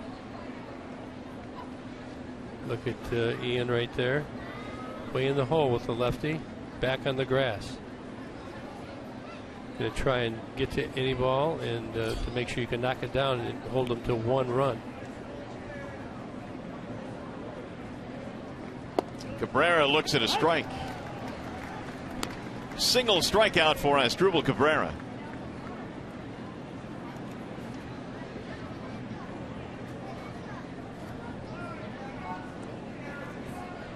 He's always had decent power even with his days with the Indians. He has gone 5 straight years now of 10 or more. And misses outside. Cabrera's best year was 2011 with the Indians when he clubbed 25 home runs. And he's better against left-handed pitchers, so this matchup works better for the Tigers. 292 versus lefties, 253 versus righties. 2-1. Tom Gorzolani now heating up in the Tigers' pen. Getting him ready for James Loney, 2 hitters away. 2-1 count to Cabrera. Little chopper back to the mound. Verhagen will make the play, and that is that. However, they get a couple of runs to tie the ball game up, and you're watching Tigers baseball presented by Bell Tire.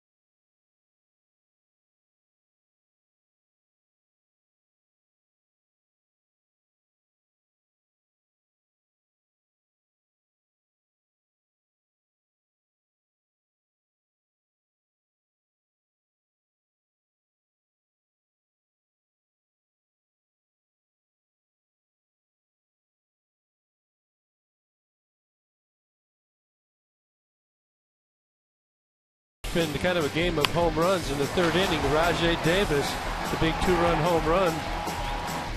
Tampa answers in the fourth inning. Evan Longoria, he gets a hold of one. This one's long gone. Got a pitch down and in. And then James McCann in the bottom of the inning answers. First pitch swinging. Another 2-run shot for the Tigers. Put the Tigers up 4-2 at the time. Arecibo has answered in the top of the fifth, and that brings us to the 4-4 tie score. Ball is jumping today. The Tigers have 7 hits. Rays have 8. There's a first pitch high to Miguel Cabrera.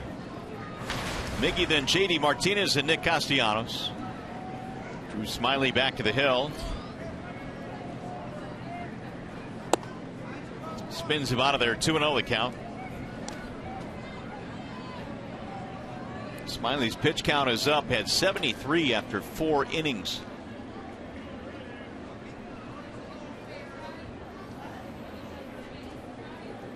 Now the 2-0. That's in there. 2 balls and 1 strike. So Cabrera now 1 for 13 on this homestand. Still leads the league in average and on base percentage.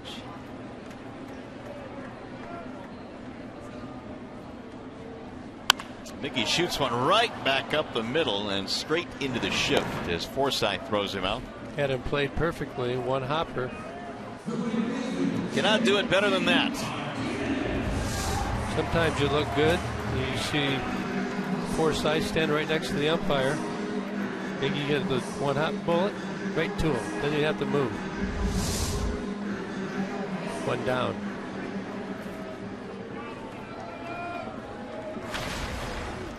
In your mind's eye as a hitter, you see that ball off the bat and you have to, for a split second, tell yourself, yep, that's a base hit. And then you look up and you've got a defender right there. Yeah, you get used to it, though. You start to adjust, and another shift on here to J.D. Smiley so far has had his number. He has struck him out twice. Throwing him a lot of off-speed pitches, trying to get J.D. out in front of the ball, hitting the ball into the shift. He's going to go 3-0 on him. I'd have him swing in here. You going to let him go? Yeah, I mean, it'd be up to him if he's comfortable with it. You got to really keyhole this. He was swinging, but it's popped up foul. Smiley made a pretty good pitch right there. It looked like the fastball inside. If you're a hitter, you want to see that ball out over the plate more than that. Get your arms extended. But J.D. had a good hack.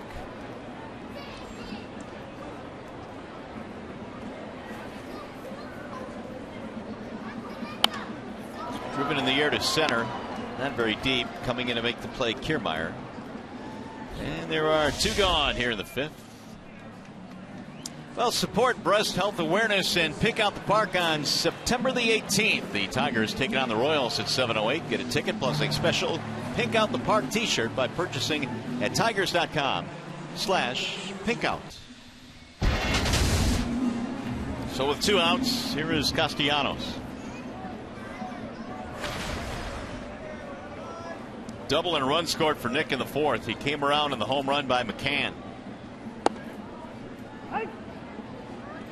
0-1.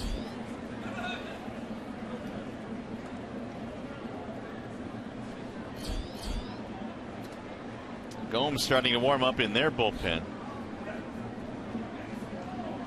They've had activity at several times today. Kirby Yates was warming up earlier. Now Brandon Gomes.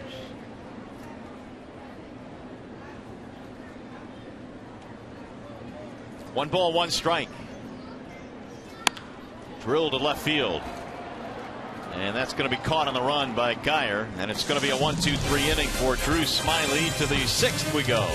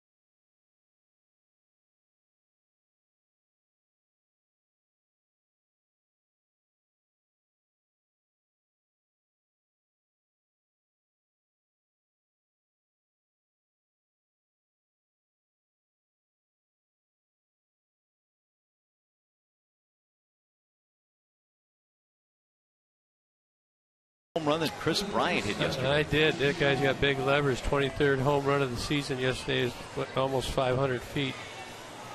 How about Matt Harvey now? Matt Harvey, well, I don't think that's good for the Mets. I think that's some negative energy they're wasting time on, and not good. But they're going to have to pitch through that.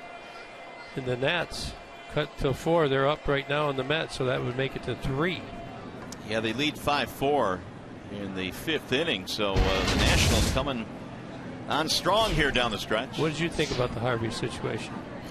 You know, I think back to the Strasburg situation, and I think that, you know, and I think we've kind of learned this in Detroit and in other cities, that when you have a chance to go for it, you got to go for it. I mean, you don't know when you're going to get back there again. At the expense of your career? Well, I mean, is there proof that there would be at the expense of your career? Well, that's a good point, because I think there are many that have been held back and have got injured. So it's both ways. Yeah, I think absolutely. Conventional wisdom tells you if you push it, he has a greater chance of getting hurt. But there are those that don't push it and get hurt as well.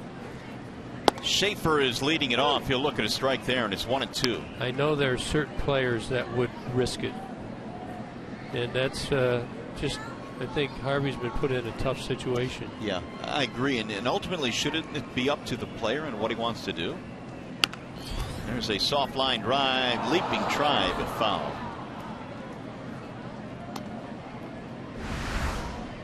Well, you're going to look at Matt Harvey. 2011, you're going to see the innings progressions along there. Now, 2013, before he got hurt, 178 innings, is at 166 this year after being off all of last year. So he's pretty much at his limit. I mean, they're saying 180. So that would mean what? 2 starts tops. But lately, Matt Harvey has come out and said he's pitching in the postseason, regardless. There's a base hit the other way. It's a leadoff single.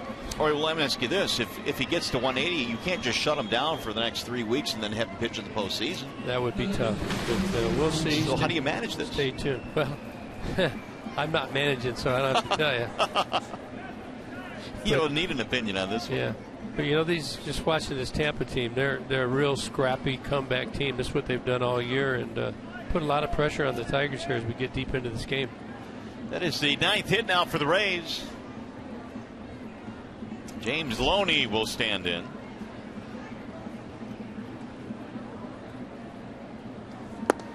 And it's a ball low to Loney. They would hit and run with Loney up as well. Loney's always been a very solid big league hitter, 285 career hitter. Outstanding glove at first as well.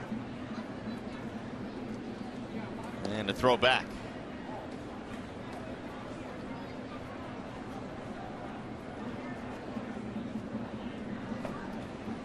What's he doing? He's fixing his nails out there now? Apparently so. Adjusted the sweatband. It's hot out there too. Loney sends a ground ball foul. Randy Wolf out of the game, was chased after the single by Longoria in the 5th, and then Verhagen came on, got the final 2 outs, and now has allowed a single here in the 6th as Albuquerque tunes up.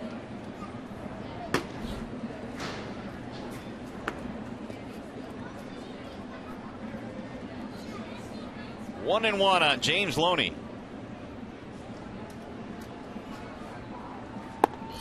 Low, 2 balls, 1 strike. Well, if you're just joining us, we've been following Ian Kinsler pretty much all day with the little inset right here. You're going to see it up in the left-handed corner. Got a man on first right here. And Richie Schaefer. James Loney hitting. So we're just kind of trying to show you what different players do in different situations. A little pre-pitch right there. We're trying to get a double play ball so we can show you how that goes. Trying to have a good payoff for you. 2-2 on Loney. Kiermaier waiting on deck.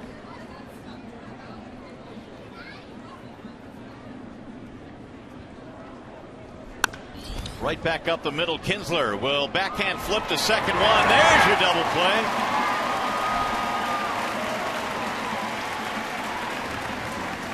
Well, we had it up in the corner. I don't know if you were watching or you were watching the ball, but here's Ian Kinsler. Little backhand. Ball took a bunny hop, and they've got that little glove flip down to Dixon Machado, his new partner there at shortstop, who completes the double play. So they're empty now with 2 outs. Here's Kiermaier.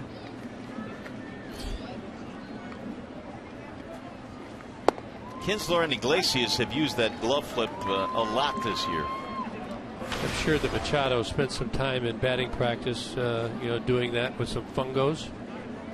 Coaches will come out and hit you some of those pitches, some of those balls. 1 ball, 1 strike. I always wondered how long it takes for either a second baseman or a shortstop to get used to a new double play partner up the middle. Yeah, well, I think it varies. Just it varies in the maturity of each player and what their actions are. If a guy got good hands, bad hands. Hammered to center field, going to drop, base hit. 2 out base runner, time for a game break in Mickey York.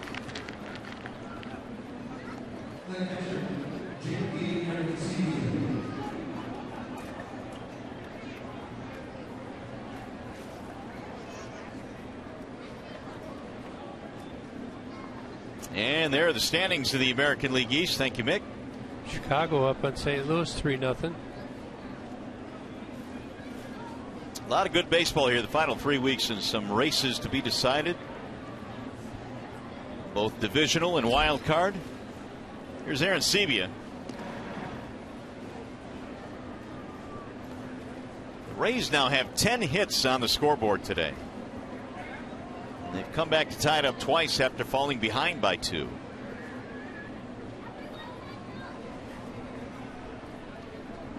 Got to keep an eye on Kiermaier. He can run.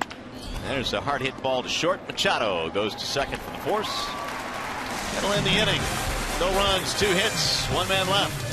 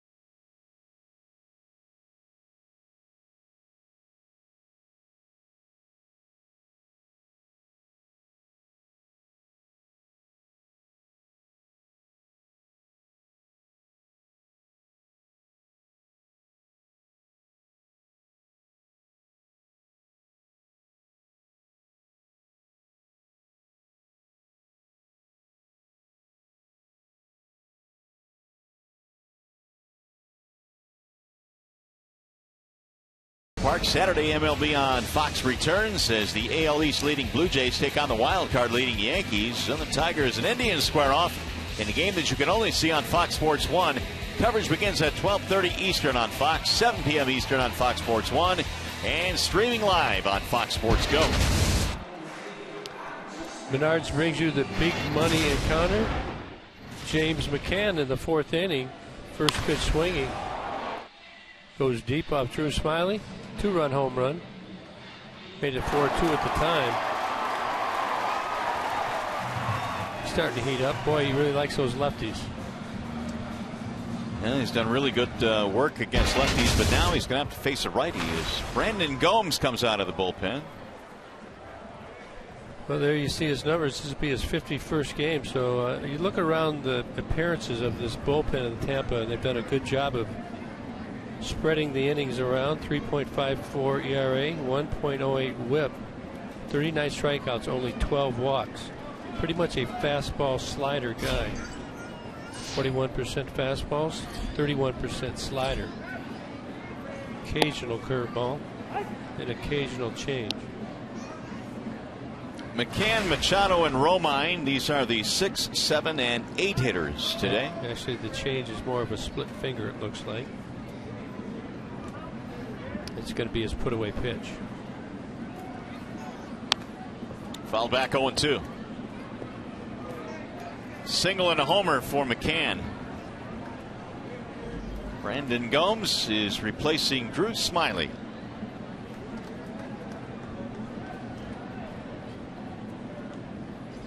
Gomes has 12 of 13 scoreless appearances since the start of August. 0.69 ERA in that stretch, and has just struck out McCann. I think that might have been the split right there. The previous pitch he hung. This pitch here has a little more. See, that's the splitter. See it go down right there at the end? No, it's a slider.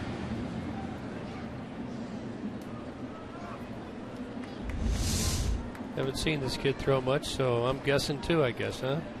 Here's Machado. He'll pop it up, foul back out of play. Looked like it has splitter action, just kind of dropped off, then you saw the grip. Yeah, the splits usually are more down in the dirt. Slider right there, it's late break, both with depth. Machado broke his bat. Got it in the kitchen there. Wally having a chat with McCann. I always like to review your ABs, especially when they didn't go well. Get yourself ready so you can be successful your next at bat. The 0-1. Strike on the outer edge. 0-2 on Dixon Machado.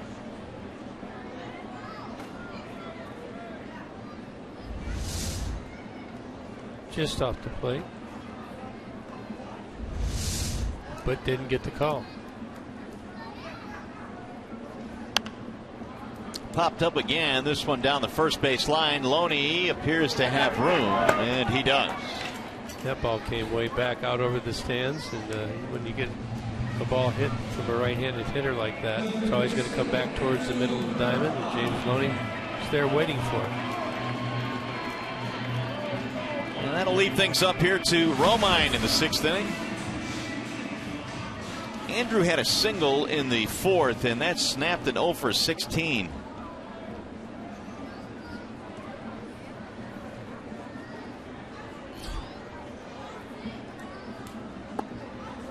He'll drop one in for a strike. 0-1.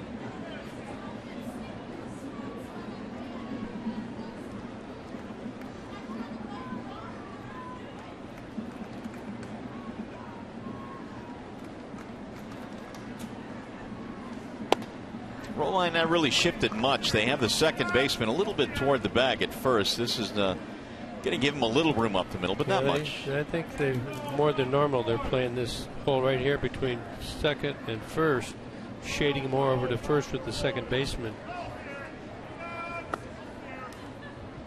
Yeah, I'm not sure what kind of data they get there, and I was going to ask Kevin Cash that. Maybe I'll try to do that tomorrow. It's interesting how different people evaluate and what data they evaluate, and why they decide to shift more than almost anybody except Houston. Obviously, they believe in it. Fouled straight back. 2-2.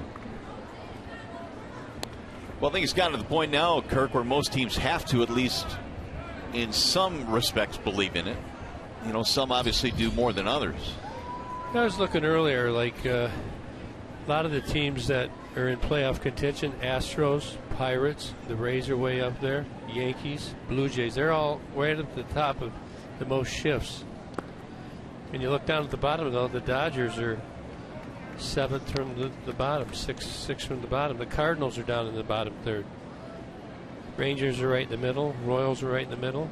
Angels in the middle. So, you try and figure it out. What way do you want to go? Well, the Dodgers have been pretty good. They're not shifting. Yeah, Cardinals, they've been real good. That's in the air to center, shallow center field. Kiermaier. And Gomes will have a 1-2-3 sixth inning. We are on our way to the seventh.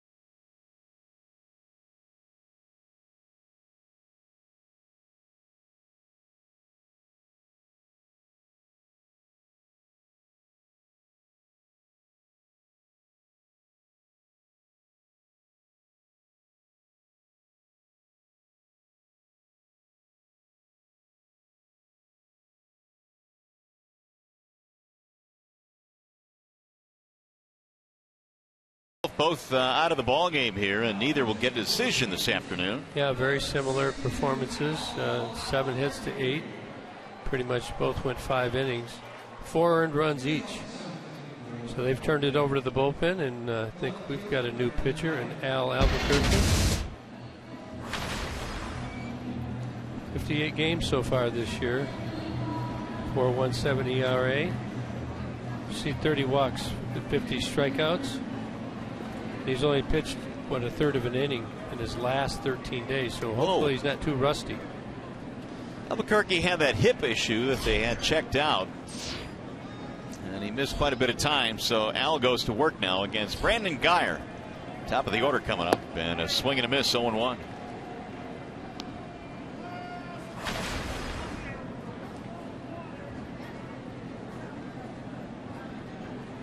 Guyer a double and scored a run back in the 5th. Scored the tying run, sends a slow roller third base side for Romine. 1 gone. Albuquerque's really been a horse for the Tigers over the last 3 years, including this year. 53 games in 2013, 72 last year. Pretty durable guy. He's throwing a lot of innings, throwing a lot of consecutive days in a row when the Tigers bullpen was beat up. Ever wonder what happened with Grady Sizemore? There he is. There he is. When he came up with the Indians, boy, what a dynamic player Sizemore was. Injuries, though, have really had an effect on his career. There's the ball outside to Sizemore. 0 for 2 versus Al Albuquerque in his career. Tigers today have been out hit 10-7. Sizemore fouls it back. I was looking at Sizemore's splits. Way better against lefties this year. Still got pretty good wheels. There you see his career at numbers versus the Tigers, 252. A lot of history in his days with the Indians. 2-1 on Grady.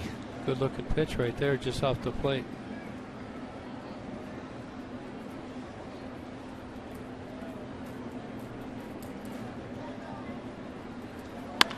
Bouncing ball to short. Machado 2 steps to his right. Sizemore is out, and there are 2 gone. You look at that infield really dried out right now. They do try and drag it every 3 innings. If you're an infielder, you don't want to take a good hop for granted right now. Ball could come up, ball could stay down. Make sure you're squatted down and ready to react. It'll bring up Longoria.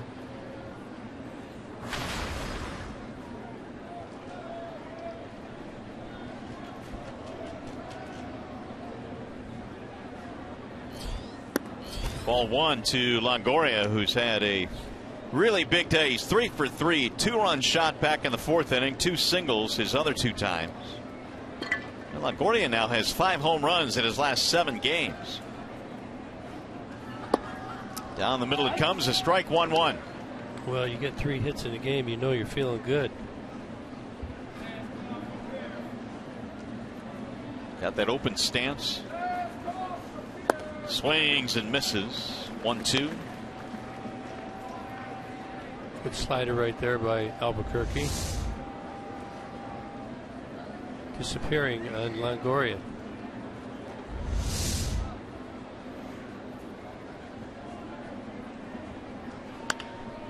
Fly ball right field. J.D. Martinez camped under it. And Albuquerque with a 1-2-3 7th. We go to the stretch.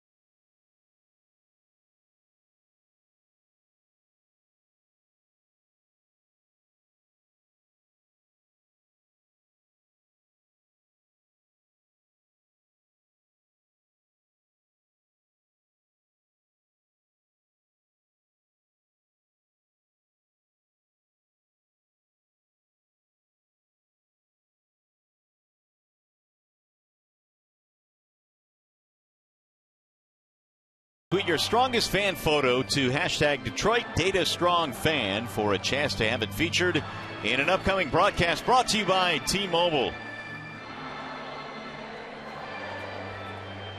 Got a new left fielder now as Grady Sizemore stays in the game, and he'll patrol left. And Geyer is going to move over to the opposite side of the diamond to right field.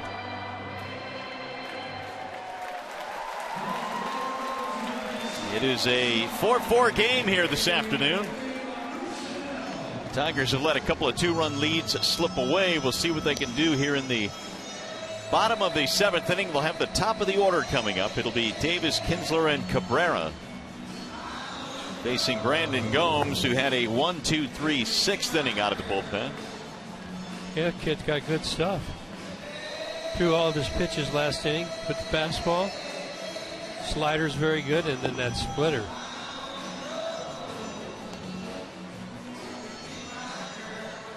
Smiley went 5 and then gave way to Gomes in the 6th. There's more action in their bullpen now. Colomé, the right-hander, warming up. Yeah, I was just looking at my pitching log, and Gomes has only thrown 2 innings 1 time in the last month or so. So generally a 1 1 1/3 guy. See Anthony Gose reach base safely at 12 his last 13. Extra base hits, lots of walks, being much more patient at the plate, and has scored 7 runs.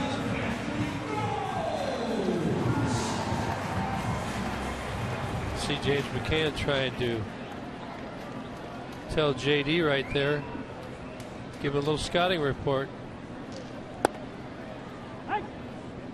Strike called on Gose, who has a double and a walk. Here's a young kid who's a leader. I think he's shown that on several occasions this year.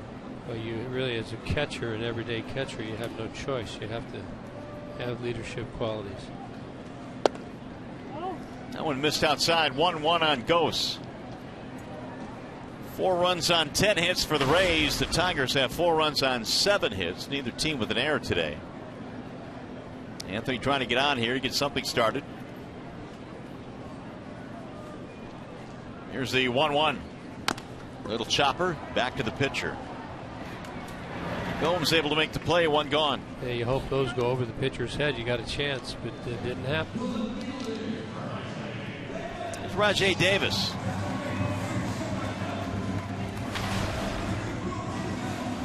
The way the Tigers lineup is constructed today, Brad has a lot of speed at the bottom and Gose, and likewise at the top with Davis. Rajai has been a factor today with a 2-run shot. Didn't need his speed back in the 3rd. He just kind of cruised around the bases. Get the jog. Home run jog, home run trot. That'll spin inside. 1 ball, no strikes. Well, if you're at home now from your vacation and you just turned on the Tigers game, take your son around and tell him to show you his home run trot. Did you ever do that as a kid? A time or two. I used to show off the batting stances that I would pick up over the years. That ball's drilled deep to left field. Does this one have a chance to go to the wall? Sizemore looks up and it's gone. Rajai Davis, his 2nd home run of the ball game, has given the Tigers the lead.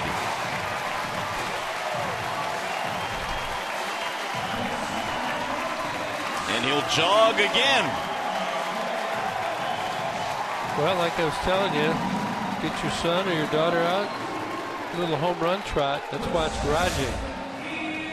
He gets to do it again, 2nd time of the game. Look like a hanging slider. That's 2 home runs on 2 off-speed pitches by Rajai Davis.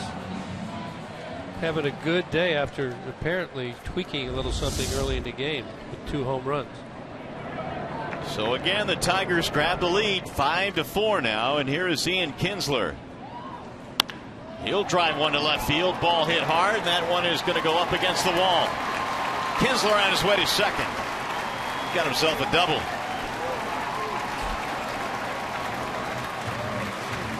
So after a 1-2-3 6th inning, Gomes now has given up a couple of extra base hits.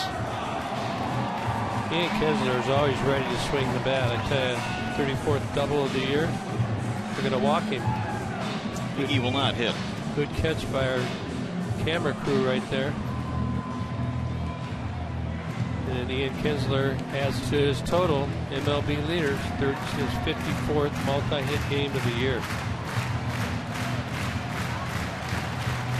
So hopefully, with J.D. Martinez on deck, James McCann gave him a good scouting report, because he's going to have men on 1st and 2nd, only 1 out. The chance to put that scouting report to good use. The fans don't like this. They're taking the bat out of Miggy's hands. How did you notice? They were booing a time or two. They used to say that used to be Lou. That is the 15th intentional walk of the year for Cabrera.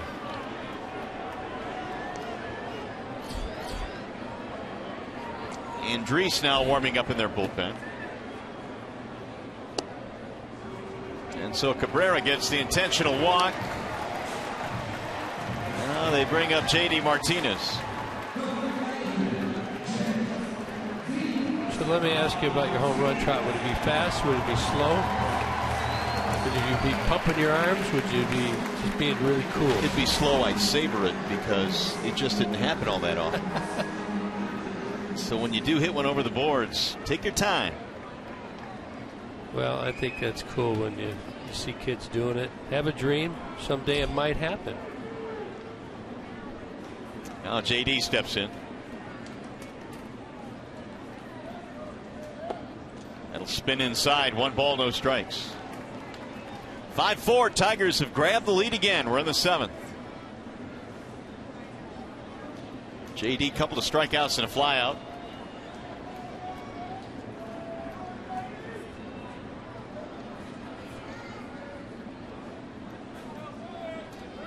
Here's the 1-0. On the outer edge. 1 ball, 1 strike on Martinez.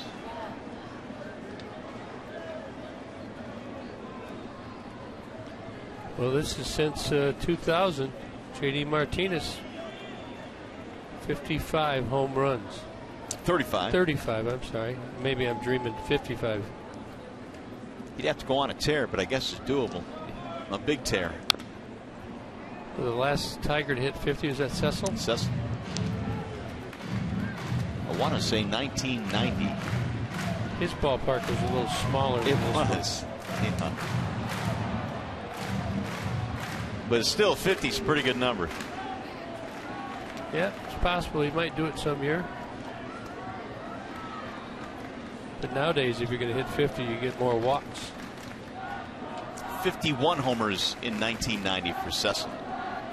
Yeah, I think he hit one at Yankee Stadium that they disallowed, and it was fair. Oh, is that right? I believe so. The 1-2. Bouncing ball to third base. Tagging the bag. 1. Relay to first. 2. Whale of a play there by Schaefer.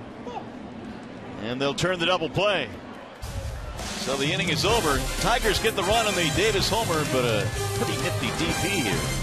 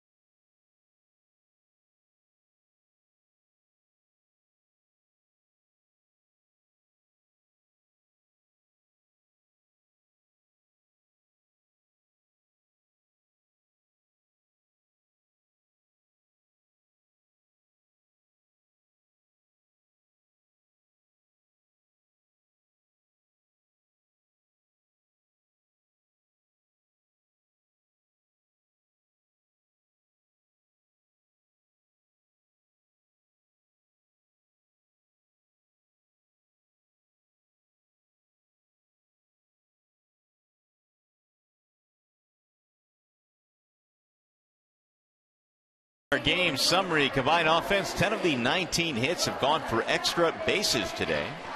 How about the game for Rajai Davis? First multi-homer game since May of 2012. And Rajai with the second home run of the game today. His second has given the Tigers the lead. That's always fun, especially if you win the game. And we'll see if the Tigers bullpen can hold it now. It is a slim margin. They'll go back to the bullpen. Alex Wilson will check in.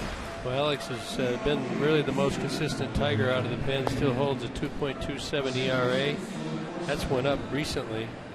37 strikeouts, only 11 walks. Throws pretty much a fastball and a cutter.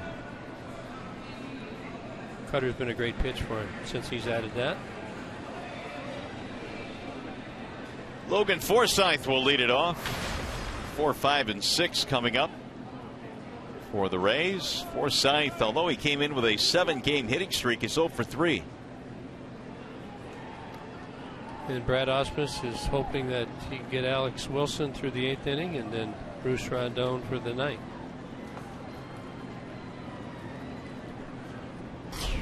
Albuquerque a 1-2-3 seventh, and now Wilson here in the eighth.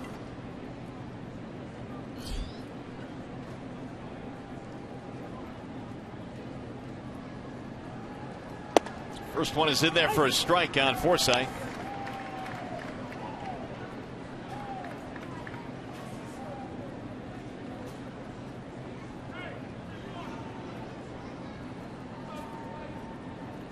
Here's the 0-1. On the outer edge, 0-2. Forsythe not so sure about that last call. Got action. Is that Blaine Hardy warming up in the Tigers bullpen? Maybe for Mr. Loney down there, a couple away. Yeah, he would be fourth in this inning. If they get a runner on, he would have a chance. 1 ball, 2 strikes.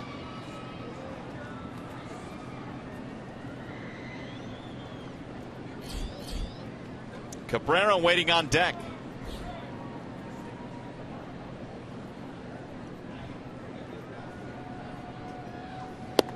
Got him. Strike 3. Forsythe is caught looking. 1 away. Logan Forsythe got caught guessing right here, looking for the cutter and the slider. Paints the outside corner right there on the edge. Gets the call. 1 away here to start the 8th.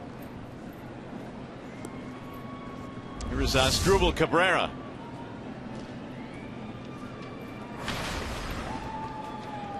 Tiger bullpen coming into the game today with a 4.73 team ERA. Ball's bunted foul, 0-1. Interesting bunt attempt by Cabrera. He's got pretty good pop, although he's a better right-handed hitter. But just trying to get some action, get on base.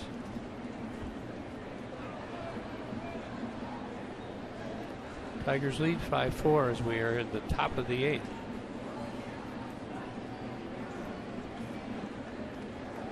Here's the 0-1. Cabrera spent parts of 8 years with the Cleveland Indians, and it looked like he might be there for the rest of his career. He had that huge year in which he had 25 home runs in 2011. Well, then he became a free agent, and I thought he was slowing down, but I tell you, he's been impressive over the last couple of years. Ball low, 2-1.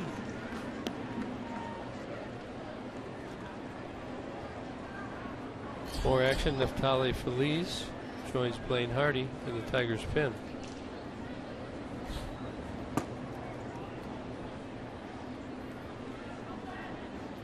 The 2-1. 3-1 on Asdrubal Cabrera.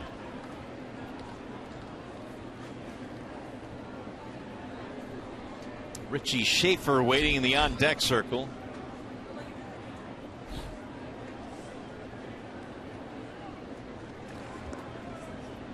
Cabrera's gone 1 for 3 today, had a single in the 4th.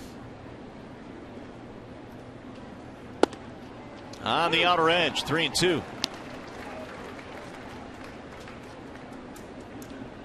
I think Alex Wilson, he's really had a good year. He's thrown the most he's thrown in any season. This is his 52nd game of the year. Only 18 games last year, 26 in 2013. So his arm and his endurance is being tested. 18 games out of the bullpen with the Boston Red Sox. Came over along with Cespedes in the Rick Porcello deal this past offseason for the Tigers. He's done it all. He started, middle relief, setup, 2 out of 3 on saves.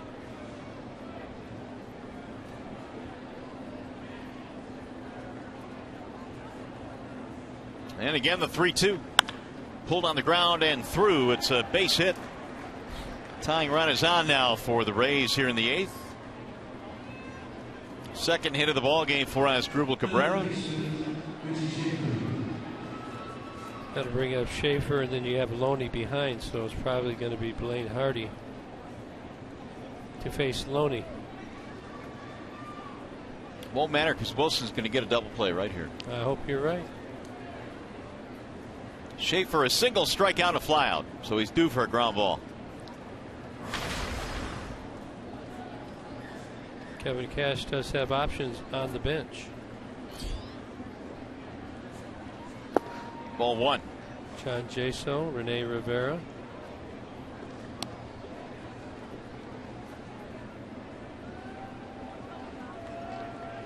They've used Grady Sizemore. They still have Tim Beckham, Joey Butler, backup outfielder, Luke Maile, and Rivera, the backup catchers. And not Daniel Nava as well.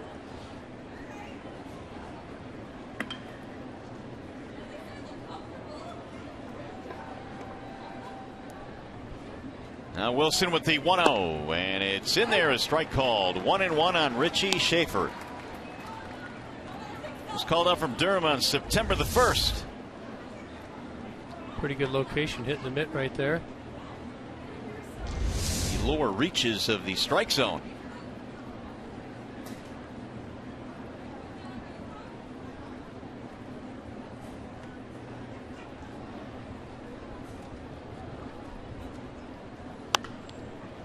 That is popped up.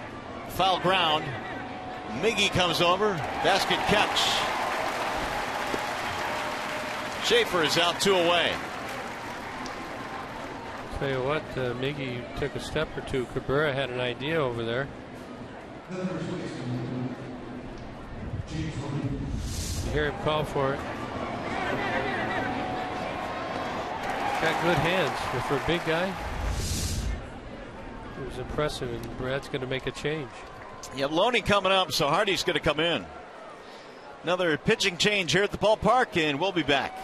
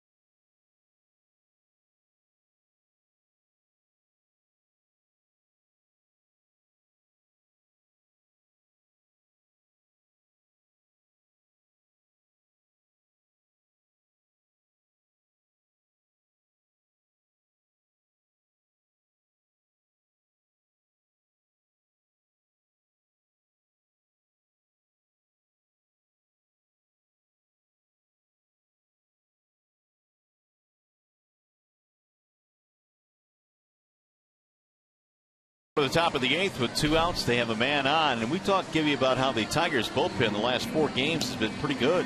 Yeah, only 12 innings right there. ERA's been great, 2.25.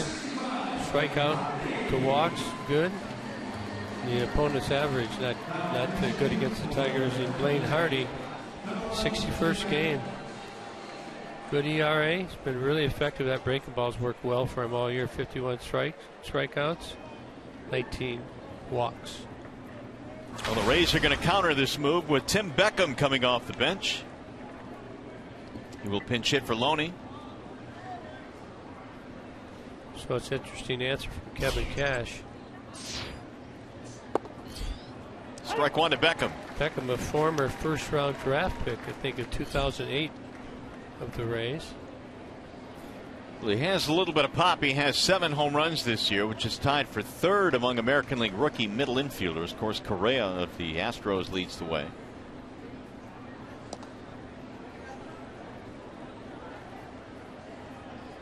Good portion of his RBIs this year have come from the 7th inning and beyond.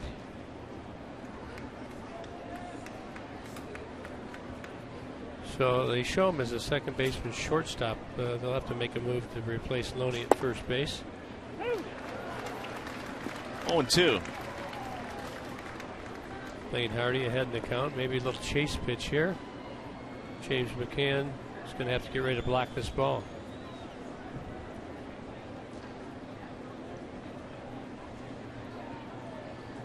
Beckham, when we were in Tampa, was taking ground balls at first base, but has not played there at that position. And a swing and a miss.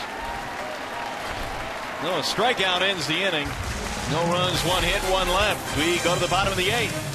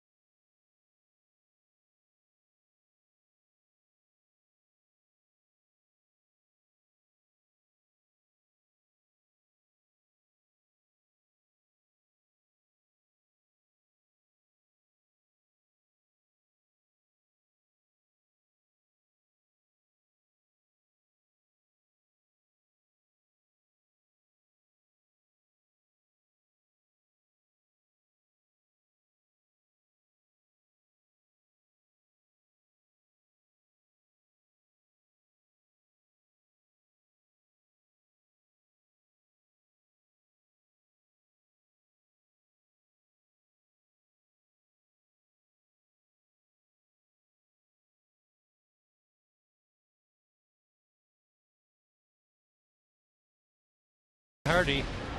The Rays counter with a right-handed batter. Tim Beckham gets ahead, no balls and 2 strikes, then bounces one in the dirt, and Beckham can't hold up. Blaine Hardy wins that match, as well as Brad Oswald against Kevin Cash. So we have a new pitcher now. It's Matt Andriese coming in for the Rays. See, he started 1 game this year, 56 2/3 innings. 44 strikeouts, only 14 walks. 2011 third-round pick out of San Diego. Logan Forsythe is the answer at first base. He'll move over from second to first. Beckham stays in the game to play second. Nick Castellanos looking for some insurance here. Are the Tigers in the bottom of the 8th? And the first one dives in for a strike. 0-1 on Nick. Castellanos a double and a run scored in this one. Scored on the McCann home run earlier in the game. High and away, 1-1.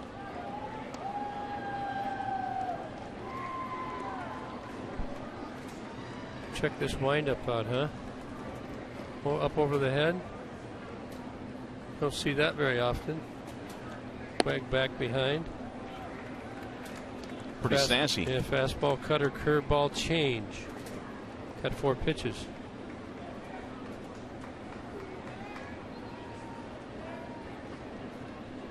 Two and one on Castellanos. 2-2.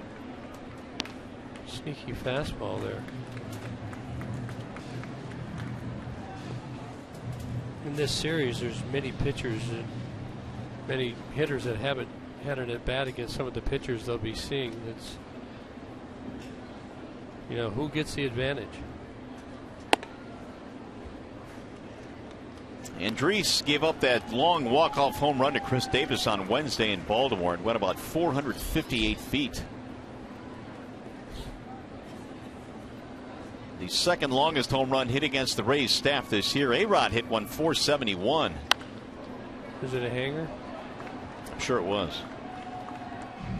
470? 471. That was on April 17th off Nathan Carnes. How do they measure? take a good guess. They must go out there with. It's got to be some type of technology, huh? Yeah, they've got charts. Certain areas of the ballpark are measured off at certain charts where it lands. Back in the old days. How'd they do it back then, Gibby? If it was on Brooks Lumbers, it was 500 feet. That's drilled to center. Kiermaier circling play, 1 out. Hey, follow the Tigers wherever you are with MLB.com at bat, the #1 app for live baseball. At bat is up to the moment at any moment with in-game highlights, live look-ins, replay reviews, radio broadcasts, StatCast, and more. MLB.com at bat on your smartphone or tablet.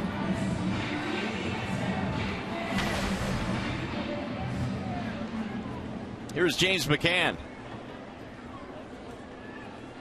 Pretty good day for James. 2-run shot, a single. Why not hit another? No, why not? Nope, he's going to bunt. Barehanded play, Schaefer.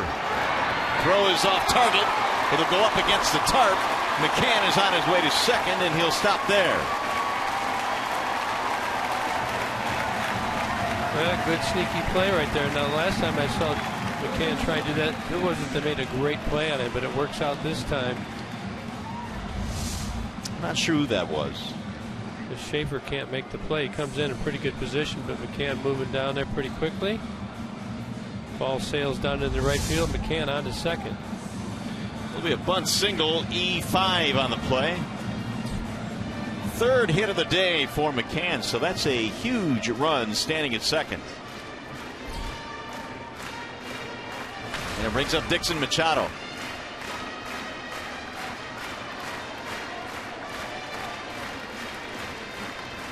Tigers now have 10 hits. Big run right here for the Tigers. Always good to tack on going into the 9th inning with a lead.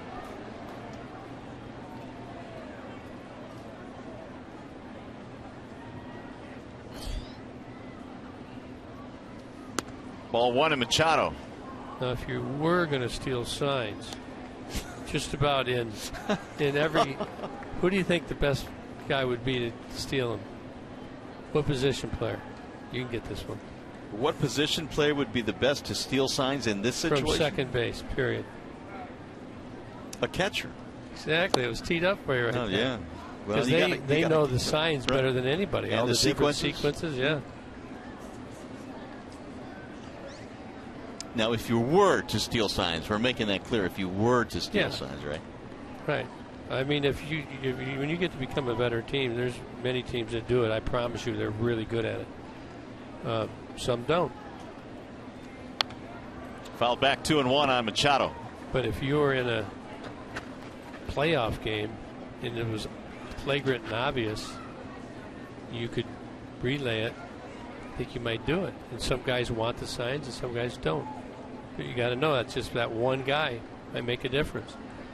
You know if it's a fastball coming. And Machado hits that one into center field. They're going to hold McCann. He'll stop at third base. Dixon is aboard, and the Tigers have him at the corners.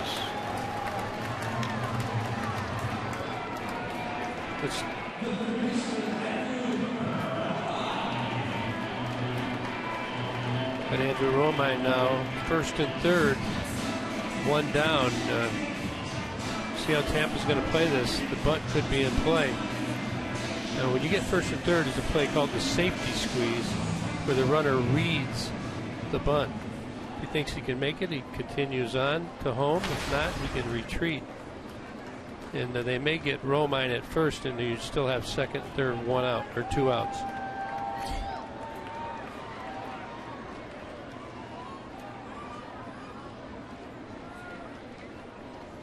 Romine looks at a strike, 0-1. Looks like he's taking them all the way. You don't show Clarkie very much given the signs.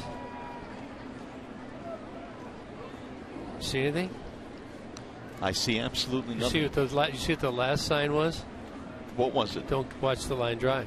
When they put gotcha. They put the 2 hands out away from their chest. Watch the line drive. Ooh, he showed the bunt and apparently was going to be the safety squeeze, perhaps. And McCann went back to third base. We're going to take a look right here. You can see McCann up there. He's reading it. He gets it down. If he does it, he retreats. So you want to get it. The best spot is right here. Put it there. Pitcher's got to go. First baseman can't get him at home. Runner scores. They'll do it again, but they're going to hang him out to dry. McCann's going to be tagged out. Well, that's big. Well, they're trying to score that run, just didn't execute. And if you're the runner, you do not take off until the pitcher gets in his windup and his eyes go to home plate. I didn't see what happened here with Roma. Did he just miss it, or was it a tough break and pitch? It looked like he just missed it.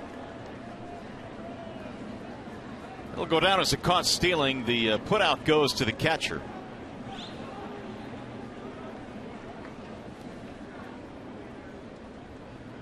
Now the 1-2. Wouldn't chase. 2 balls, 2 strikes. Yeah, that pitch was a breaking pitch. That's pretty hard to bunt. This guy, see, it's going to go down. Just bunts over top of it. Nevertheless, base hit here, pick up a run. Redemption.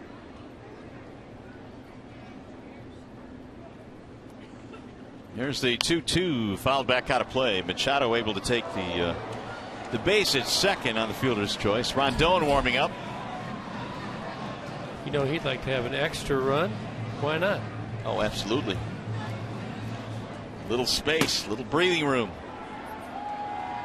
Let's see if Romine can knock him in.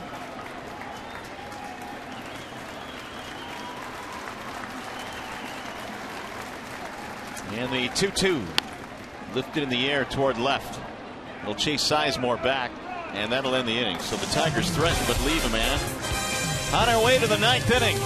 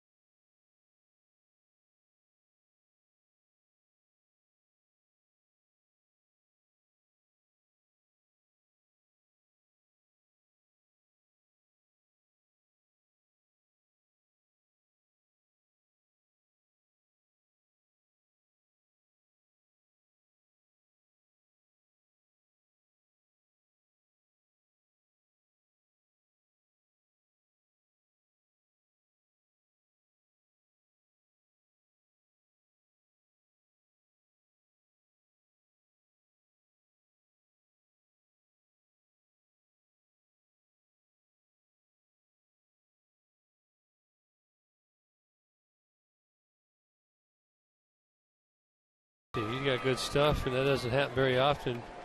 But evidently Rhino Rayburn had his number today. Well, Kevin Kiermaier is going to lead it off, so Hardy will stay in the game to get this hitter. You got to play in, watch the bunt. 5-4. Tigers have the lead. Kiermaier leads it off. Looks at ball 1. Each ball club with 11 hits here this afternoon. You want to get this guy, this leadoff guy. He got 16 stolen bases, only caught 3 times. That's in there. 1 ball and 1 strike on Kiermaier. Looks like he was taken all the way until he got a strike.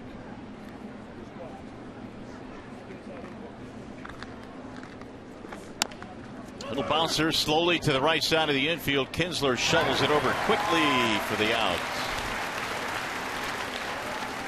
One away. And Brad now coming out, and he's going to get Rondon. So there and Sevilla due up. Rondon coming in. Another pitching change. We'll be back.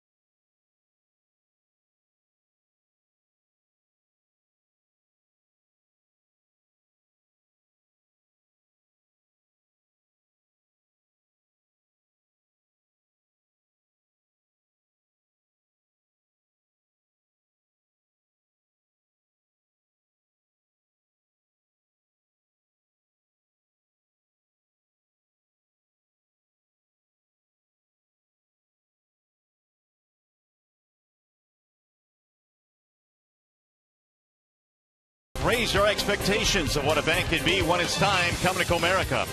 Your Metro Detroit Chevy dealers. Visit ChevyDetroit.com. See why Chevy drives the Motor City. And by Wallsign Windows, we can do that. We are the factory. Bruce Rondon comes out of the bullpen now, and he will try and get the final 2 outs of this ball game. John Jaso is going to pinch hit for the Rays.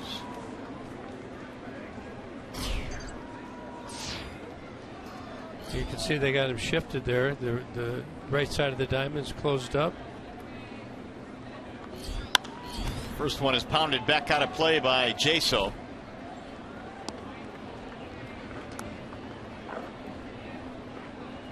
Bruce Rondon, 3 for 4 in save opportunities. Tigers trying to groom him for the future as well as today. 34 strikeouts, 12 walks. Way high. 1 ball, 1 strike on Jaso.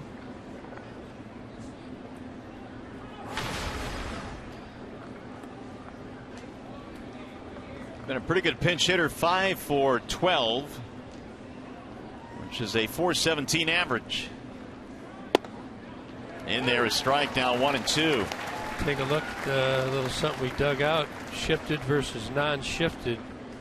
No shift employed, he's hitting .458.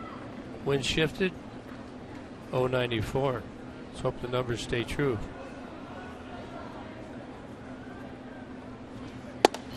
Ball high at 99 from Rondon.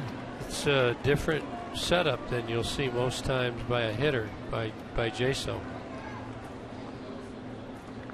Takes that right foot, that front foot, and really opens up.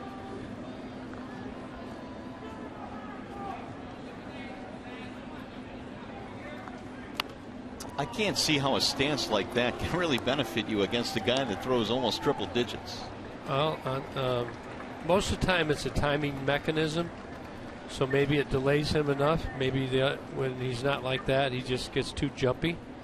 But obviously he thinks it works, right? But you might not want to try that with a T-ball. Here's the 2-2, and it's high, 3 balls, 2 strikes.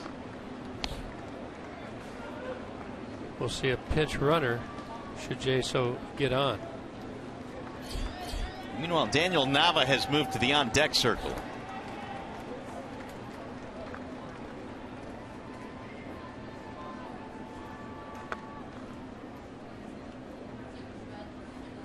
Here's the full count pitch, and he lost him, ball 4. That'll put the tying run on with only one out. Pinch hit walk for Jaso.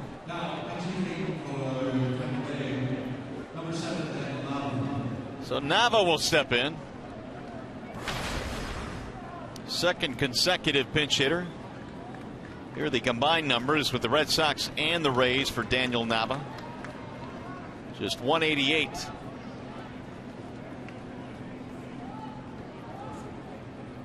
A little surprised we're not seeing a pinch runner here. Jaso doesn't run that good.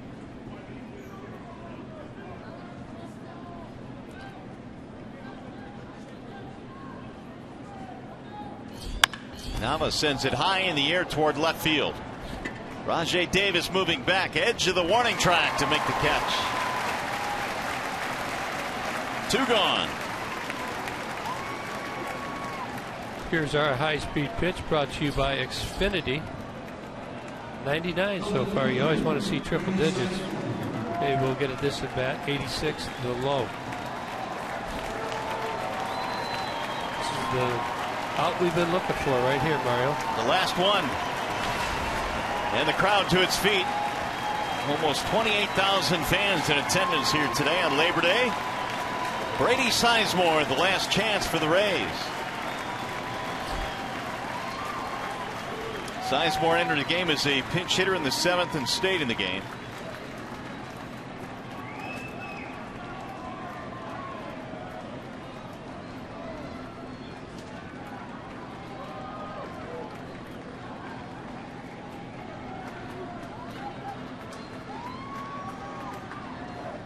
Ball 1 to Sizemore, up and in.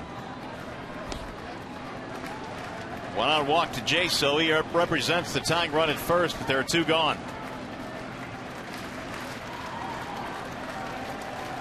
Want to get ahead in the count here now. Already down 1 ball in the strike.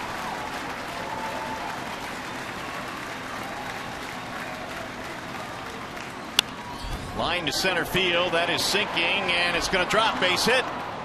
Jaso now gets to second base, and the tying run in scoring position. It's a single for Sizemore, and it's going to keep it going now for Longoria.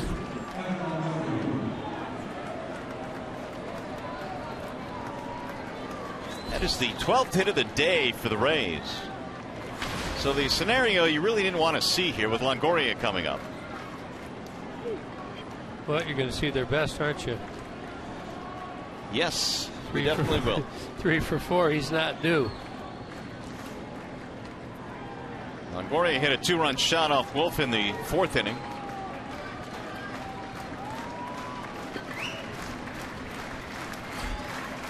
And he takes ball 1 inside. 85-mile-an-hour slider.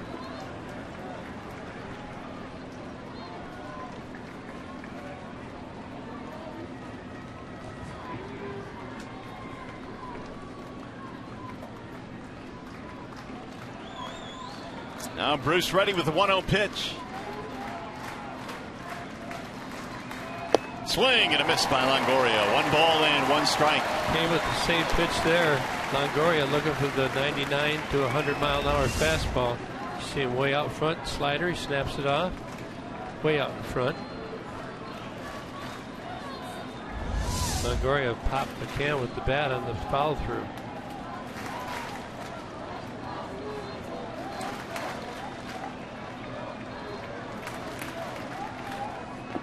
In the dirt, McCann down to block it. 2 balls and 1 strike.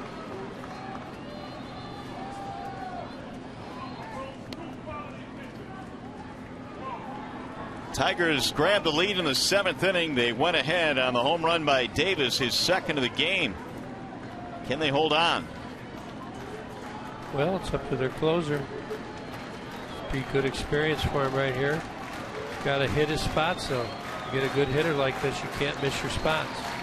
They know where his hot zone is. You need to stay out of it. Low, 3-1. Logan Forsythe is waiting on deck. Rondon went with the quick pitch there. I'm not sure I know why he did that. I mean, you got to get that strike.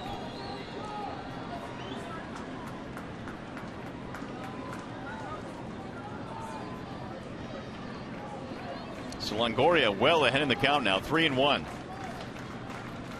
Swing and a miss. 3-2. Another slider.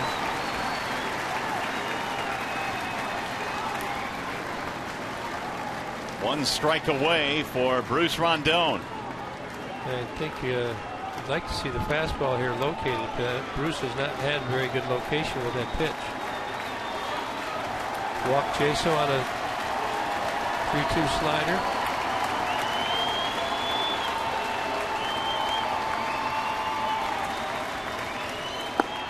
And he lost him, ball 4. That will load the bases. Longoria gets a walk. Pretty close. The ball looked like it was a little down.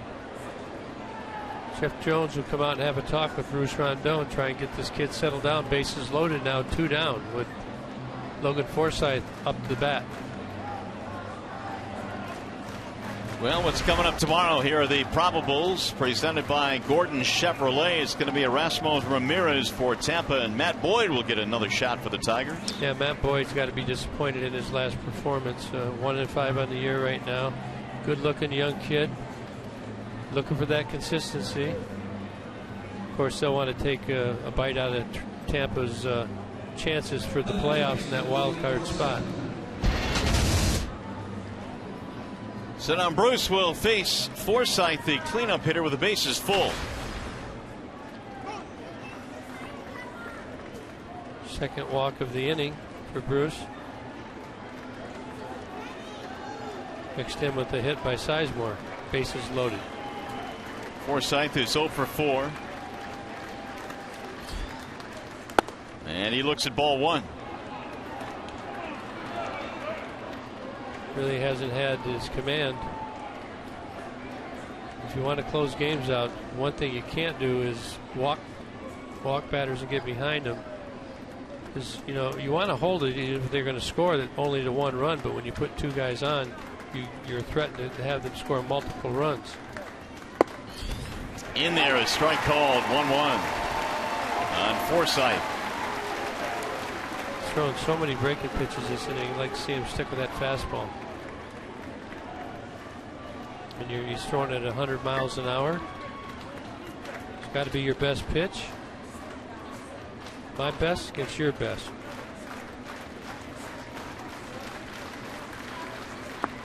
Low, good pickup by McCann. That's a fastball. That's pretty hard to pick right there. Almost took his glove right off his hand.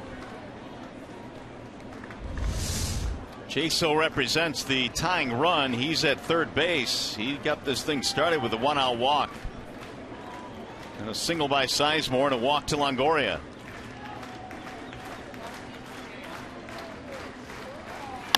Ground ball left side. Machado down to a knee. Throws to second. He is out at second base. Can he keep his foot on?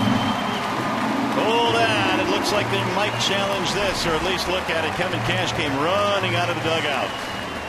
Yeah, in my view up here, it's going to be whether Kinsler keeps his foot on the bag or not. Tigers are ready to celebrate, but here's the replay. Yeah, I think he was on. They're going to look at it anyway. Why wouldn't you? Tigers are going to win this game, though. Kinsler came sliding across the bag, but it looked like he kept his big toe on the bag. It shouldn't take too long.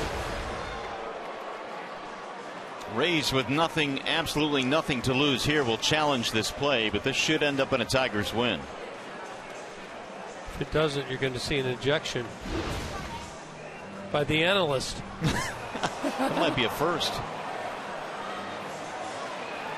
Can we see another? He's out. He's out. He got it. Yeah. So that is the ball game. The Tigers survive a ninth inning in which the Rays load the bases, but in the end, Rondon got it done. And the Tigers celebrate a win here today. We'll be back with more from Comerica.